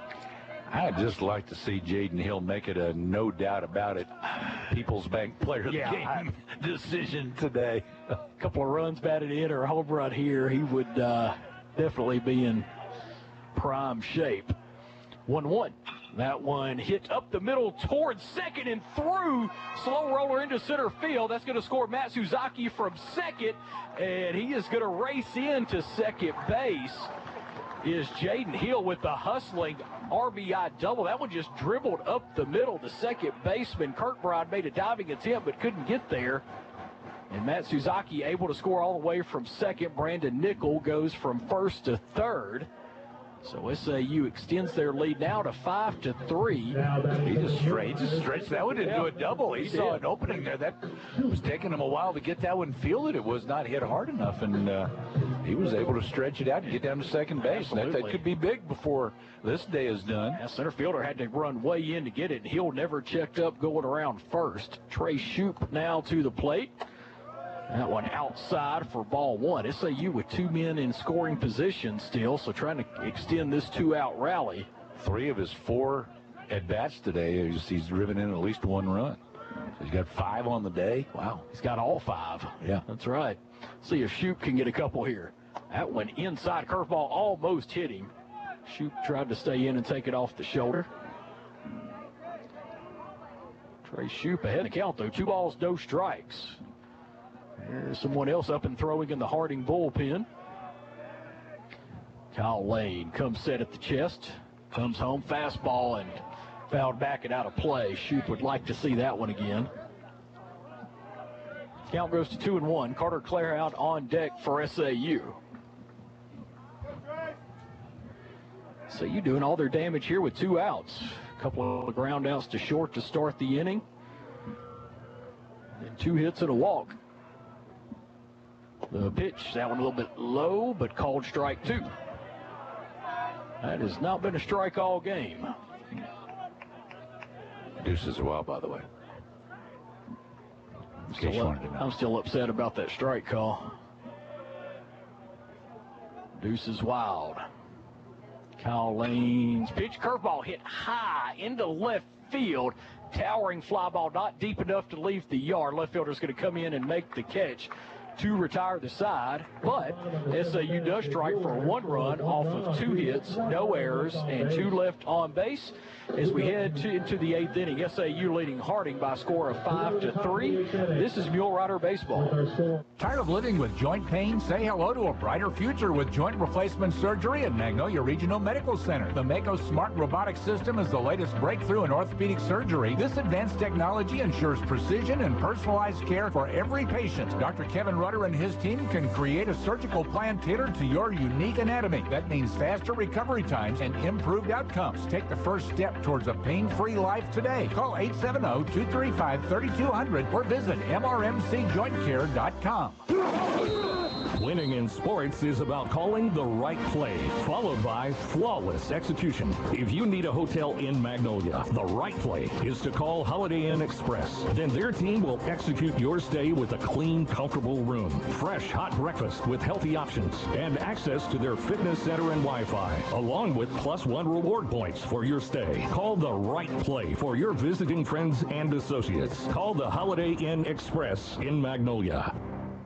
The greenhouse cottages of Wentworth Place are located in the heart of Magnolia. Wentworth offers award-winning services. Their cottages are homes large enough to comfortably accommodate 12 elders with private rooms and complete baths surrounding a shared living room, open kitchen, dining area, and spa. They recognize the importance of performing their jobs with compassion and providing comfort physically, spiritually, and emotionally. The greenhouse cottages of Wentworth Place. Visit cottagesofwentworthplace.com.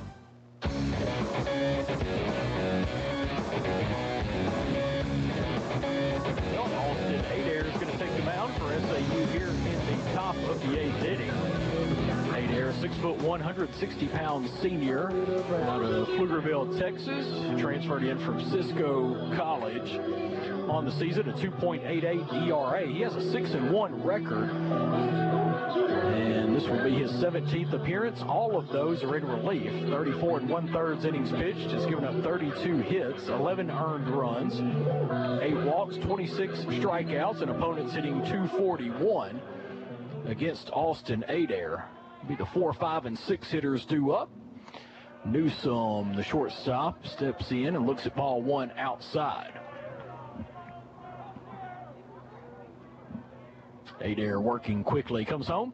There's a swing and a miss for strike 1. Adair kind of a sidearm motion. In a groove and working quickly. The 1-1 pitch. There's hit lifted out to right field. It's going to stay in the park. Jaden Hill goes back and makes the catch a few steps in front of the warning track for the first out here in the top of the 8th inning. That'll bring up the first baseman, Harrison Griffith. Now batting for the Bisons, number 8. Griffith 2 for 3 on the afternoon. A pair of singles, a run scored, and a run batted in. Adair's pitch. That one, I guess, a little bit low.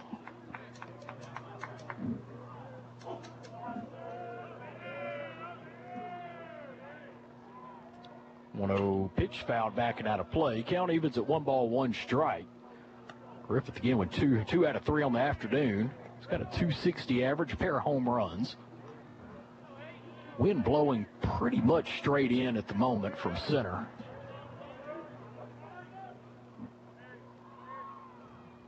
Hey, there's 1-1. There's a called strike with the outer half of the plate. Count goes to 1-2. On deck is Ty Kirkbride, the Harding second baseman. Hey, there's 1-2. Fastball just missed outside. Roseby tried to bring it back but didn't get the call.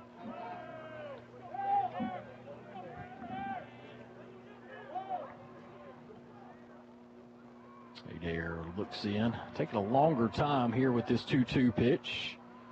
Now he's ready. That one dribbled foul down the third base line. We'll do it again. Griffith was jammed on that pitch. We're going to swap out the baseballs. Umpire fumbled the baseball. Actually, he's, I guess, going to look at it. Okay, then give it back to Adair. So I guess whatever inspection occurred, it turned out okay. Every one of them is giving up and giving in down in this house of mine. All right. Count goes to 2-2.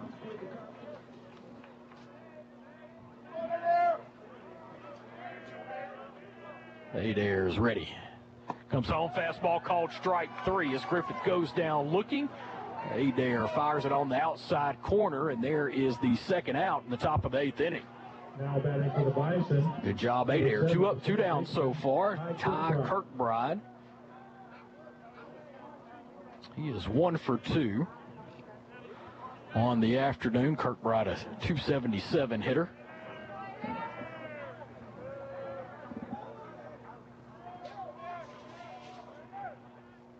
Adair is ready. Comes home. That one chopped over to short. Nickel charges in, gloves it on a hop, and throws across. 1, 2, 3 go the Bisons in the top half of the 8th inning as we head to the SAU half of the 8th. Muleriders 5 and Harding 3. This is Mulerider baseball. At the UAMS Health Family Medical Center in Magnolia, you have access to health care services from the state's only academic medical center through their convenient location in Magnolia. They offer a wide range of primary care services, from annual exams and preventive care to treatment of sudden illnesses, helping you manage ongoing conditions and more. And with convenient hours, you can get personalized primary care close to home. Call UAMS Health Family Medical Center at 870-234-7676 to schedule your appointment. The Corner Clubhouse, 100 South Washington on the Magnolia Square is your place for steaks, soups, salads, burgers, quesadillas, and their legendary baked potatoes. Owners Jonathan and Terry Orr welcome you, your friends, and family to make a short stop for great food, good sports, and an amazing atmosphere. Cheer on your favorite team while catching a game on the big screens, or say cheers to your favorite people at the bar. Follow the Corner Clubhouse for daily updates and specials on Facebook. Local food, local sports, and local people. Swing by the Corner Clubhouse on the Magnolia Square today. Getting your prescriptions filled is easy at Prince Pharmacy in Magnolia. Become one of their many satisfied customers. You can refill your prescriptions with Prince Pharmacy's mobile app, also with their website, PrincePharmacyRx.com. Prince Pharmacy has a 24-hour refill line, too, 234-7292. Call before noon for same-day free delivery. They have a convenient drive-thru, too, at Prince Pharmacy in the Southern Medical Group Clinic at 211 East Stadium in Magnolia.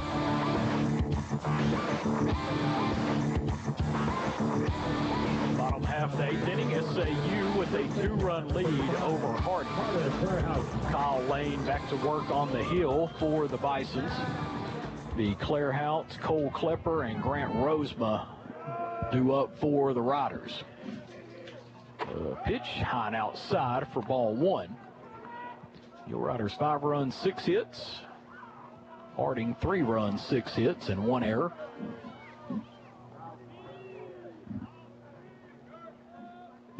Lane comes home, off-speed pitch, and had Carter Clare out way out in front for a swinging strike 1. Clare out looking for his first hit of the afternoon. We talked about before, he's been one of the hotter hitters for SAU coming into today's action. 1-1 fastball Called strike 2 on the outside corner. Not sure Claire Out agreed with that call. He's had a couple where he has not been real enthusiastic about the strike zone. Especially now when they rung him up last time. That one farther outside and did not get the call. Yeah, Claire Out like he might be a little cantankerous going back to the dugout last time. And yeah, rightly so. 2-2.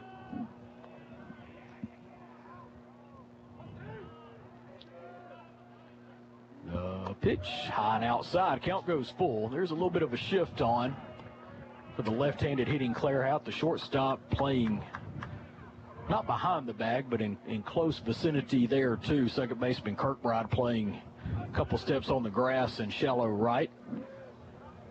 Lane's full count pitch to Carter Claire Out.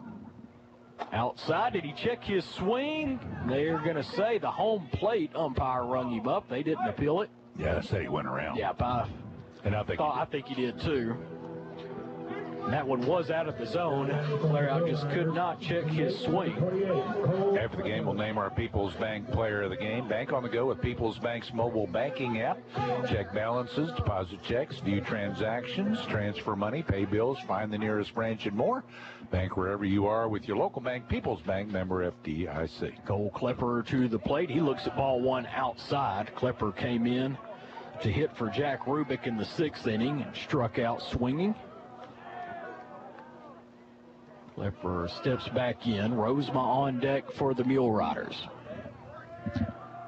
Lane's pitch. Fastball inside. Count goes to 2-0.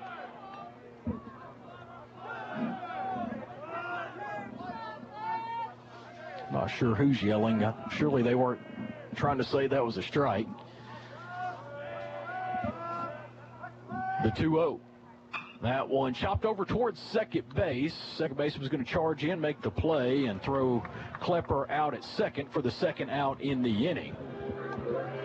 SAU is going to do any damage here in the bottom half of the 8th. This is going to be up to Grant Rosema. Rosema looking for his first hit. I think people are just yelling to stay warm. They haven't got a whole lot to yell about lately. Yeah, fair enough. I was looking down and you see people bouncing their legs up and down and kind of moving around. And then you've got my kid out there with shorts and Crocs on. And somehow, never mind. I'll blame that on his mother. Yeah, that's a foul back and out of play.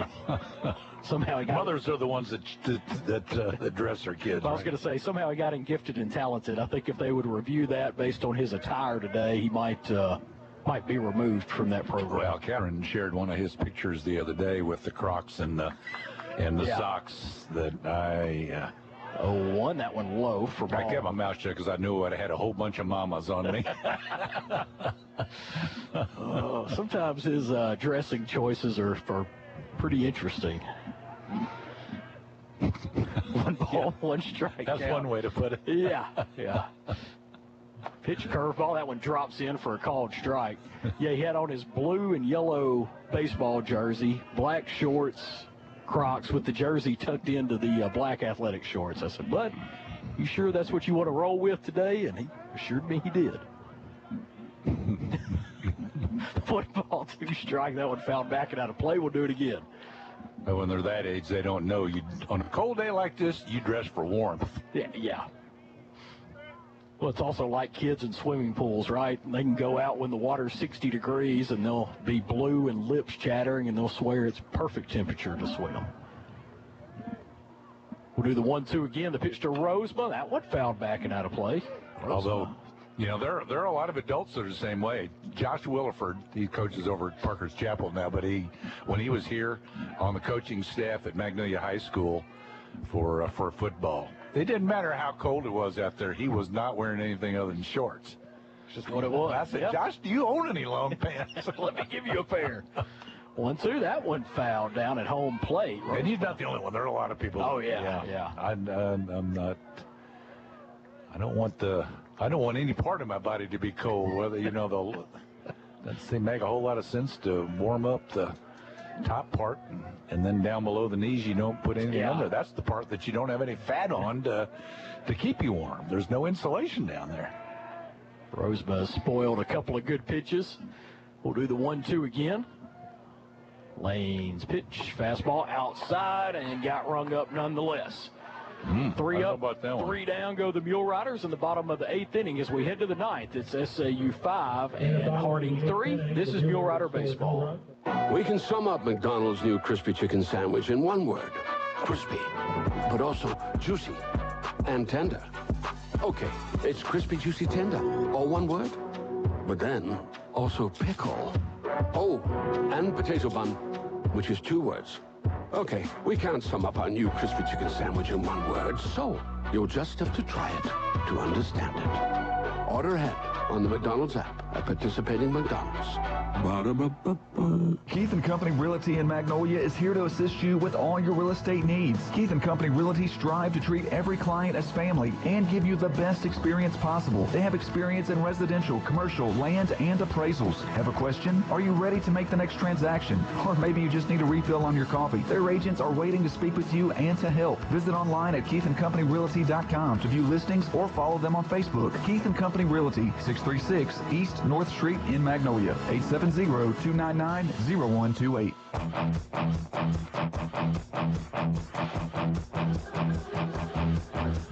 After the game, Domino's post-game show coming your way. Carry out a deal for only $7.99 at Domino's, including all their one-topping pizzas on any of Domino's 5 crusts, or 8-piece wings or boneless chicken, or Domino's dip and bread twist combos, just $7.99 each. Great carry-out deals from Domino's on East Main and Magnolia, and at Domino's in Camden.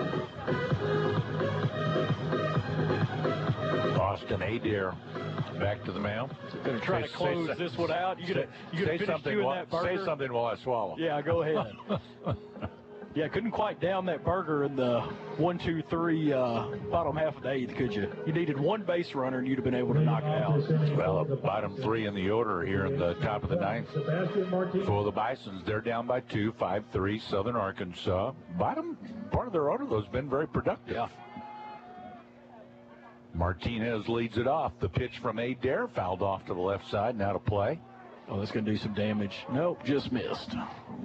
Martinez has been hit by a pitch, singled, and walked. So he's been on every time. Not a bad day. Adair set. The 0-1. Off-speed pitch in there for a strike. I was going to say, if we didn't get that call on the low strike, then... Speak for yourself. They like the Mulerider fan. I think there's some Harding fans that don't really agree with that call. Here's the 0-2 outside and low. Well, I can assure you the one last inning was lower than that, and it was a called strike. Yeah, I'm going to say that. His strike zone's been fluctuating a little. A ball and 2 strikes, and the pitch is outside. It's 2-2. He's probably cold and ready to go home. Or at least get somewhere where it's warm. I'm probably going to go to the whatever motel room he's staying in. Check swing. Ooh, man. That just missed a little bit outside as Martinez took it. The count full now, 3 balls, 2 strikes. All right, no free passes. No free passes. Adair comes in, fouled off to the left side, now to play. They'll do that one again. Martinez, Price, and Doyle. If anybody gets on, they'll get back to the top of the order. Just a 2-run Mulerider lead. The pitch again fouled off and out of play to the left side. Ooh, that one hit a car square out there. Not quite as bad as the canopy blowing into my truck. I'm gonna say, how's your truck? It's okay. 3-2 pitch. There it is. Strike 3. That one looked like it was down the middle. It's Martinez rung up. That's out number 1 here in the top of the 9th inning. Sawyer Price will step to the plate for the Bisons. Yeah, that was crazy last week. The wind was blowing so bad. I think it was worse Sunday than Saturday. Yeah. And it blew the canopy over, picked it up. And luckily, my truck stopped it. I think we got a pinch hitter here. Umpire's writing and pointing, so I'm assuming that's a. Yeah, it is. You got that one? I do. It's. I listened to Billy's pronunciation on the online earlier. There's a That is. A strike over the outer corner. That's a called ball. Oh, yeah. Resetich. Chance Resetich. The hitter. Here's the 1-0 pitch. That's pulled to the left side, and that's through for a base hit. So Resetich in a pinch hitting role gets a single to right, or to left rather. Yeah, Mulerider fans trying to keep the umpire honest. It is. Yeah, there's a couple fans from Harding that I think are getting on him that may have influenced it. So now SAU fans gonna try to be boisterous and loud as well to even things up. 1 on, 1 out.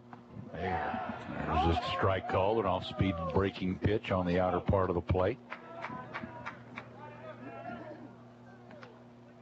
Colton Doyle at the plate. Top of the order after him. Unless Adair can throw up a double play ball. That breaking pitch missed outside. Doyle had a fielder's choice RBI in his first at bat today. The 1-1 pitch coming. He got that one off the end of the bat and shot it fouling out of play. So he's 0 for 3 actually on the day. But he does have an RBI.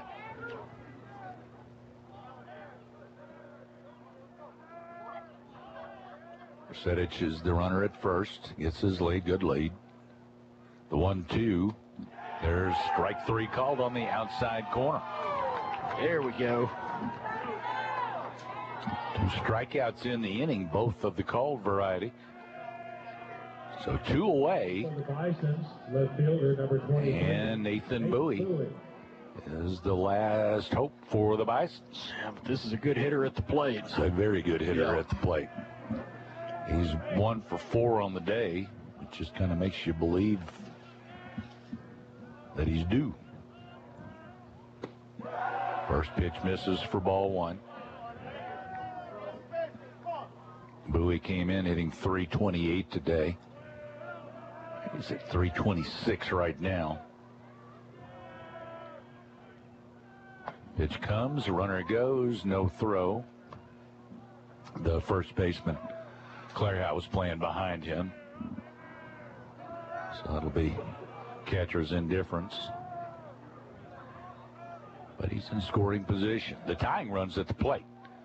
The pitch from Adair pulled to Clairhout behind the bag. Glad he was playing there. He steps on the bag, and that's the Mulerider winner as Southern Arkansas shuts them down in the top of the 9th inning. 5-3 Southern Arkansas in the inning. No runs, 1 hit, no errors, and 1 man left aboard. Southern Arkansas takes game 1 by a 5-3 score. Got our Domino's postgame show coming up. This is Mulerider Baseball. KVMZ, Waldo Magnolia. Short-term plans may change, but stay focused on 3 lifetime goals: planning for retirement, preparing for the unexpected, and creating an estate plan. Get in touch with one of Magnolia's Edward Jones financial advisors. Edward Jones, member SIPC. Hey guys, Lucas Cheatham back to tell you about Health Quest Therapy. Spring brings out the best things like vacations and time at the lake. Gone fishing lately? Well, out on the water is where you'll always find me. Some days, fishing out of a boat can really test my balance. You may feel off balance at times yourself. My mom, Christy, and her team provide physical, occupational, speech therapy, dry needling, and even offer vital stim therapy for swallowing problems. Visit online at healthquesttherapy.net or stop by 1515 East Main in Magnolia today. Oh yeah, I got another bite. Are you looking for a bank that feels like home? Since 1906, Farmers Bank & Trust has proudly served Columbia County. We're committed to building strong communities and lasting relationships, because to us, you're more than just a customer, you're part of our family. Whether it's a savings or checking account for your child's future, or a loan to grow your small business, we're here to guide you every step of the way. Visit us today and come home to Farmers Bank. Farmers Bank & Trust, equal housing lender, member FDIC. Investment mistakes can be costly. One common mistake is too much buying and selling. Excessive trading can run up fees and taxes and disrupt your long-term financial strategy. Another mistake is failing to create a good mix of investments. Don't try to time the market. No one can really predict when prices reach low or high points. Also, don't develop unrealistic expectations, and don't make the mistake of simply comparing your investment results to those of a market index. Talk to an Edward Jones financial advisor, Laura Kroll, Patrick Dodd, Steve Hardy, or Mark Woods. Edward Jones, member SIPC. see. Southern Medical Group welcomes the newest member to their expert team, nurse practitioner Haley Quintana. Haley sees all patients, no matter the age, during the hours of 8 a.m. until 5 p.m. Monday through Friday. Most insurances are accepted. Southern Medical Group has you covered no matter the health issue, from allergies and colds to DOTs and screenings. Stop by 211 East Stadium Street in Magnolia or call 870-234-5995. Southern Medical Group, our family taking care of yours.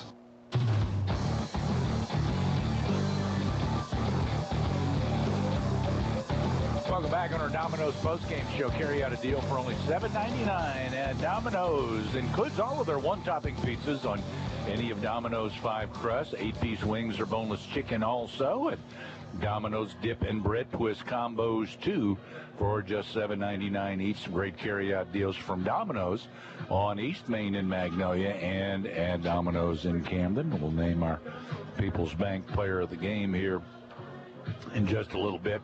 For Southern Arkansas, 5 runs on 6 hits, no errors, 6 men left aboard.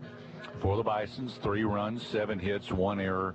They left 7 men on base. Some of the neither team really lit the ball up today as let me go over to here to the live.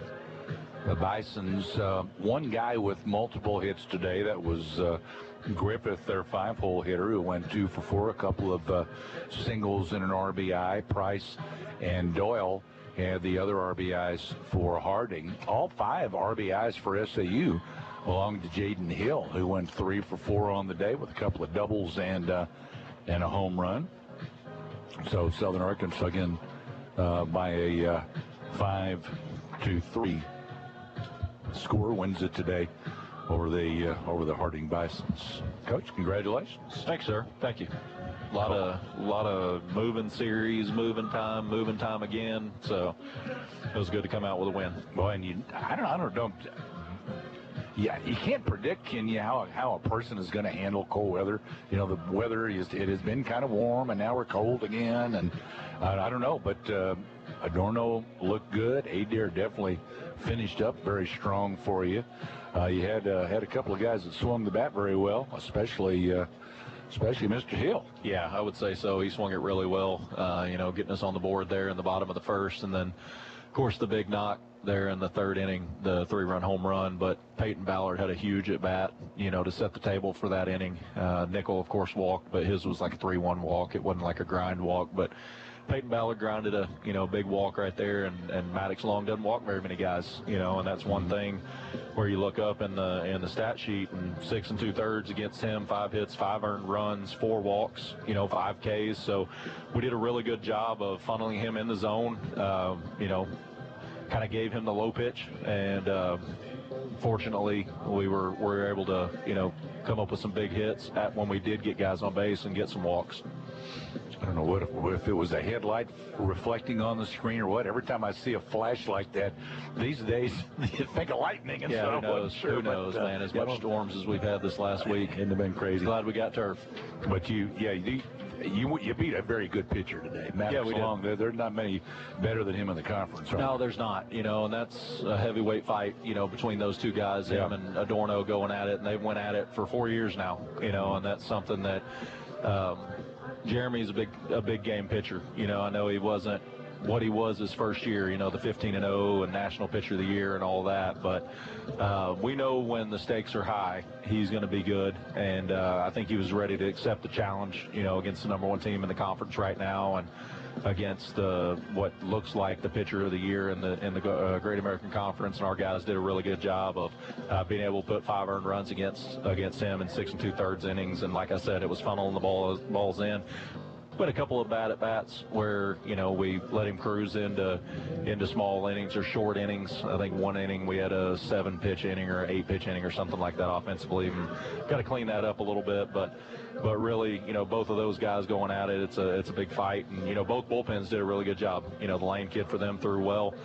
Solers came in and got his lefty out, that he needed to. And, then Adair came in and shut the door for sure. Big play. First and second, nobody out, and they lined into the double play at first base with, Carter Clare out, makes a great play over there. Ball's hit about 100 105 or 110 miles per hour, and he makes a good play and lines him into a double play and gets him out of a big inning. And so that was huge for us. And then being able to bridge it, like I said, get Solers in there, get his lefty out, and then go to Adair. And offensively, we just applied enough pressure, and Jaden Hill had a great day. There are a lot of little decisions that you make during a ball game. One of them with the runner at first base, of course, there in the 9th inning, they needed 2. So you rather than have your first baseman holding the runner, you got him back behind the runner. They take second base, but still he's back there, and that's where he fields the final out of the game. Yeah, in that situation, especially against the lefty, that's a little bit more of a pull hitter. Adair sinks it, and I just didn't want him holding them on and him hit a 3-hopper past our first baseman, and all of a sudden now they've got the go-ahead run at the plate. And so it's one of those where it looks really good when when it works out. If that guy's still second and then the next guy hits a ground ball up the middle, that's a tough play, and we would have had a possible force at second base. And instead, he gets an infield single, then you kind of look stupid as a coach. So it's one of those where when it works out, you look like you know what you're doing, and when it doesn't, you look like an idiot. Stuff happens, doesn't it? Yeah, it sure does. Well, and the same thing with making out a lineup card. You can make out a lineup card, and it may be one day that you got this guy or that guy, and this guy are just having awesome days for you, and then another day you got somebody else stepping up, and well, today it was Shoup and Hill. Right. Yeah, it was. Hill doing a really good job as far as just capitalizing with runners and scores are on base in general, and being able to get that done. And those guys, setting the table for him. Brandon Nickel, 2 walks, and like I talked about, Peyton Ballard's walk, to score that run was huge. And then, he's got to be able to do it. And today was his day, and tomorrow hopefully it's 3 or 4 guys instead of just 1. And so we'll be ready to roll tomorrow. But should be some good. I see softball up on the hill, man. The video boards look good. I'm ready to get those things on and start using them. And, probably by next weekend. Yeah, I don't know. I haven't heard for sure. That's what I was told, but I don't know if it probably depends on a lot of what ifs. Right, but we're absolutely blessed, around here, not only our administration, but our fundraisers and the people that have poured into our program, financially. It's huge, us being able to have turf with as much rain as we got the last few days. Didn't miss any practice time. We actually got out here when we had windows and got ground balls and hit on the field and did everything, and then being able to play today, looking up on the hill and seeing softball. So I just want to give a huge shout out to all of our donors that have made this possible and make our facilities the best in the country. And so it's awesome to have them, being able to not only play the games, but being able to get out here and practice when we need to as well. Are we going to know what to do tomorrow if we actually get some sunshine? I don't know. I'm wearing a hoodie in April, so I don't know what the heck's going on. Nor do I. Yeah. Nor do I. Yeah, forgive me. I didn't realize till I got here I dressed for warmth today, and then I get out here and say, well, Coach Pettigrew is going to give me a hard time. No, I'm wearing Harding colors up here. That's not black. That's navy, man. Are you colorblind? Yeah. Well, brown. They're brown and black. Yeah, but that's navy. Well, that is, but yeah. I don't know. I can't tell my navy from black. Hey, are we going to have to poll the people? Hey, here, we're going to poll the people. We're going to poll the people. You're on air. No, I'll take it. I'll take it. I'll take it. Hey, come in here. We need to poll the people. Is this navy or black? I can't tell. I have trouble with navy and black. Come here. Right. All right. Is this navy or black? We were already given navy or black. Navy. Yeah. Okay. Yeah. See, you're colorblind. You're standing up for me. Yeah. Thank you. Right. Hey, thank you. I will every once in a while. So. Well, okay. Well, I just need to help you dress. It looks like you don't know the difference. Hey, I'm warm. I'm warm. Hey, funny story. I know we got time on the air. Probably trying to run me out of here. But my college roommate was colorblind. We played baseball together when we were like 13, 14, all the way up. Played high school ball together. Played college ball together. And he was colorblind, and he would always ask me because he didn't know if he was wearing like khaki shorts or like olive shorts. And multiple times I told him he looked good, and he looked like a big green bean walking out of the dorm room because he had like olive green shirt and olive green shorts. So I'll take up for you. Our old buddy Jay Adcox was colorblind. Yeah. And I didn't find out about it but he was talking about had him on the air or whatever, and he'd be talking about something. I'd say, Jay, are you sure about that? I don't. So, oh well, he got even with me on numerous occasions. Yeah. Well. hopefully we can get up here and watch softball. Still looking for 1 o'clock tomorrow, right? Yeah, 1 o'clock. Everything's good for 1. Okay. All right. We'll see you tomorrow. See you tomorrow. Thanks, Coach. Coach Justin Pettigrew joining us here after the game again. Muleriders win at 5-3 over the Bisons. They go to 15-7 in Great American Conference play with the W. So that'll put them now. Monticello lost 2 today to Ouachita. Coming into today, Southern Arkansas was tied with Monticello for second place in the GAC. Well, Monticello is now 14-9, and SAU is 15-7. Southern Arkansas only played 1 game today. They played 2, and they lost them both. Muleriders won theirs. Harding came into today with a 2-game lead. Now it's a 1-game lead over Southern Arkansas. Bisons are 16-6 in the Great American Conference, 26-9 overall. The Muleriders are 15-7 in the GAC, and they are 22-13 overall. By the way, I think there were just a couple of other games that were still underway up in Russellville. They're only about half done with that one. It's 3-2 Arkansas Tech in the top of the 5th. They're playing Henderson State up there. That's another big series.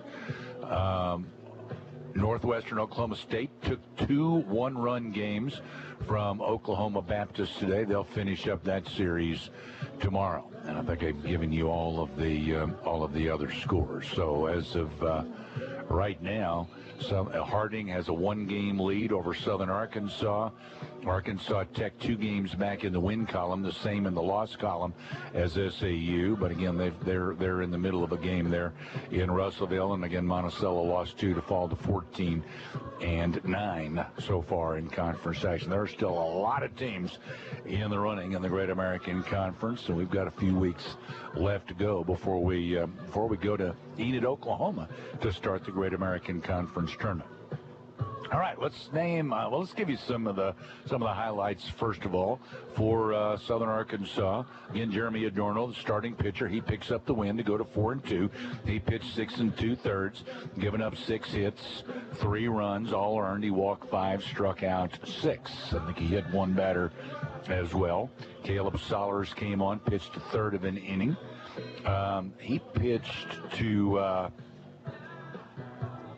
I think just the 1 batter, and then when we came back out in the next inning, he got the 3rd out in the 7th inning. He's a left-hander. He faced a left-hander, got him out for the 3rd out, and then Austin Adair came on and pitched the last 2 innings for SAU, giving up 1 hit, no runs. He had 3 strikeouts, so a very, very good outing in relief for Austin Adair.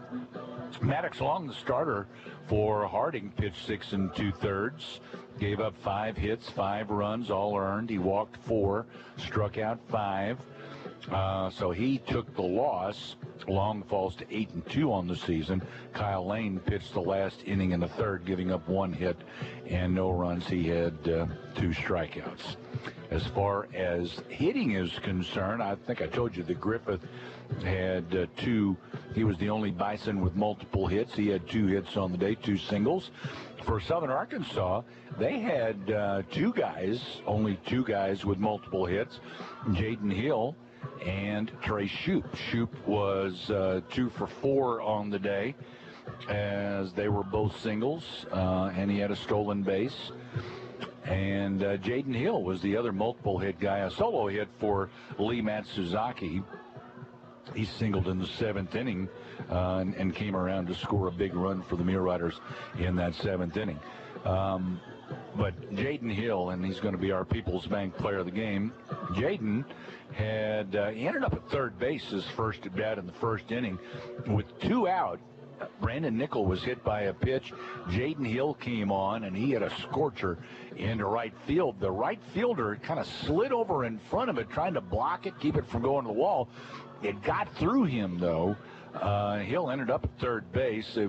Officially in the box score, a double, and then reaching 3rd on the air. But Nickel was going to score either way. He came around to score from first base with 2 out. He was off, and he would have scored whether there was an error out there or not. So that was an earned run. So Nickel came in to score. Then with 2 out in the 3rd inning.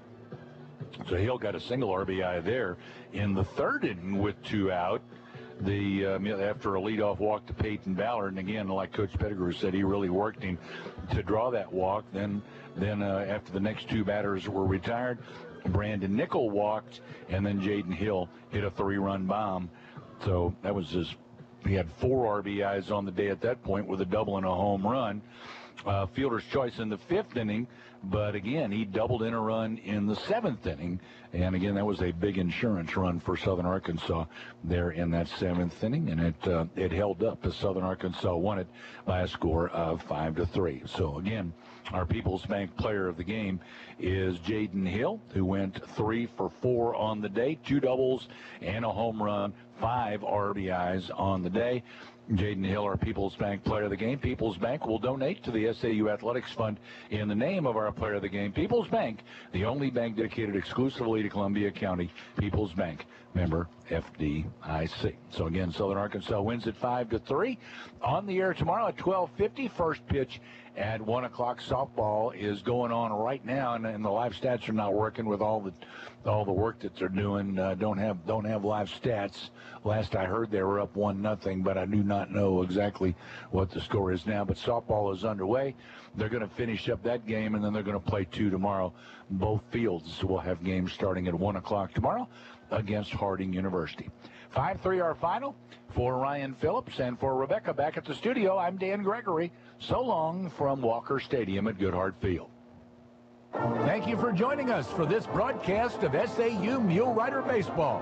The Mule Riders brought to you by Vodka Bank, Chambliss and Davis Family Practice, Campbell and Company Insurance, Columbia County Ambulance Service, Domino's, your local Edward Jones Investment Representatives, Farmers Bank and Trust, Hampton Inn Holiday Inn Express, Health Quest Therapy, Magnolia Regional Medical Center, Jim Golden Ford, Keith and Company Realty, McDonald's in Magnolia, Prince Pharmacy, Magnolia Travel Center, People's Bank, Rocket Fast Car Wash, Shelter Insurance Agent Gary Donfera, Southern Caregivers, Southern Medical Group, Spittler Tire and Auto, the Corner Clubhouse, UAMS Health, and the Greenhouse Cottages of Wentworth Place. Join us again next time for more Mule Rider Baseball.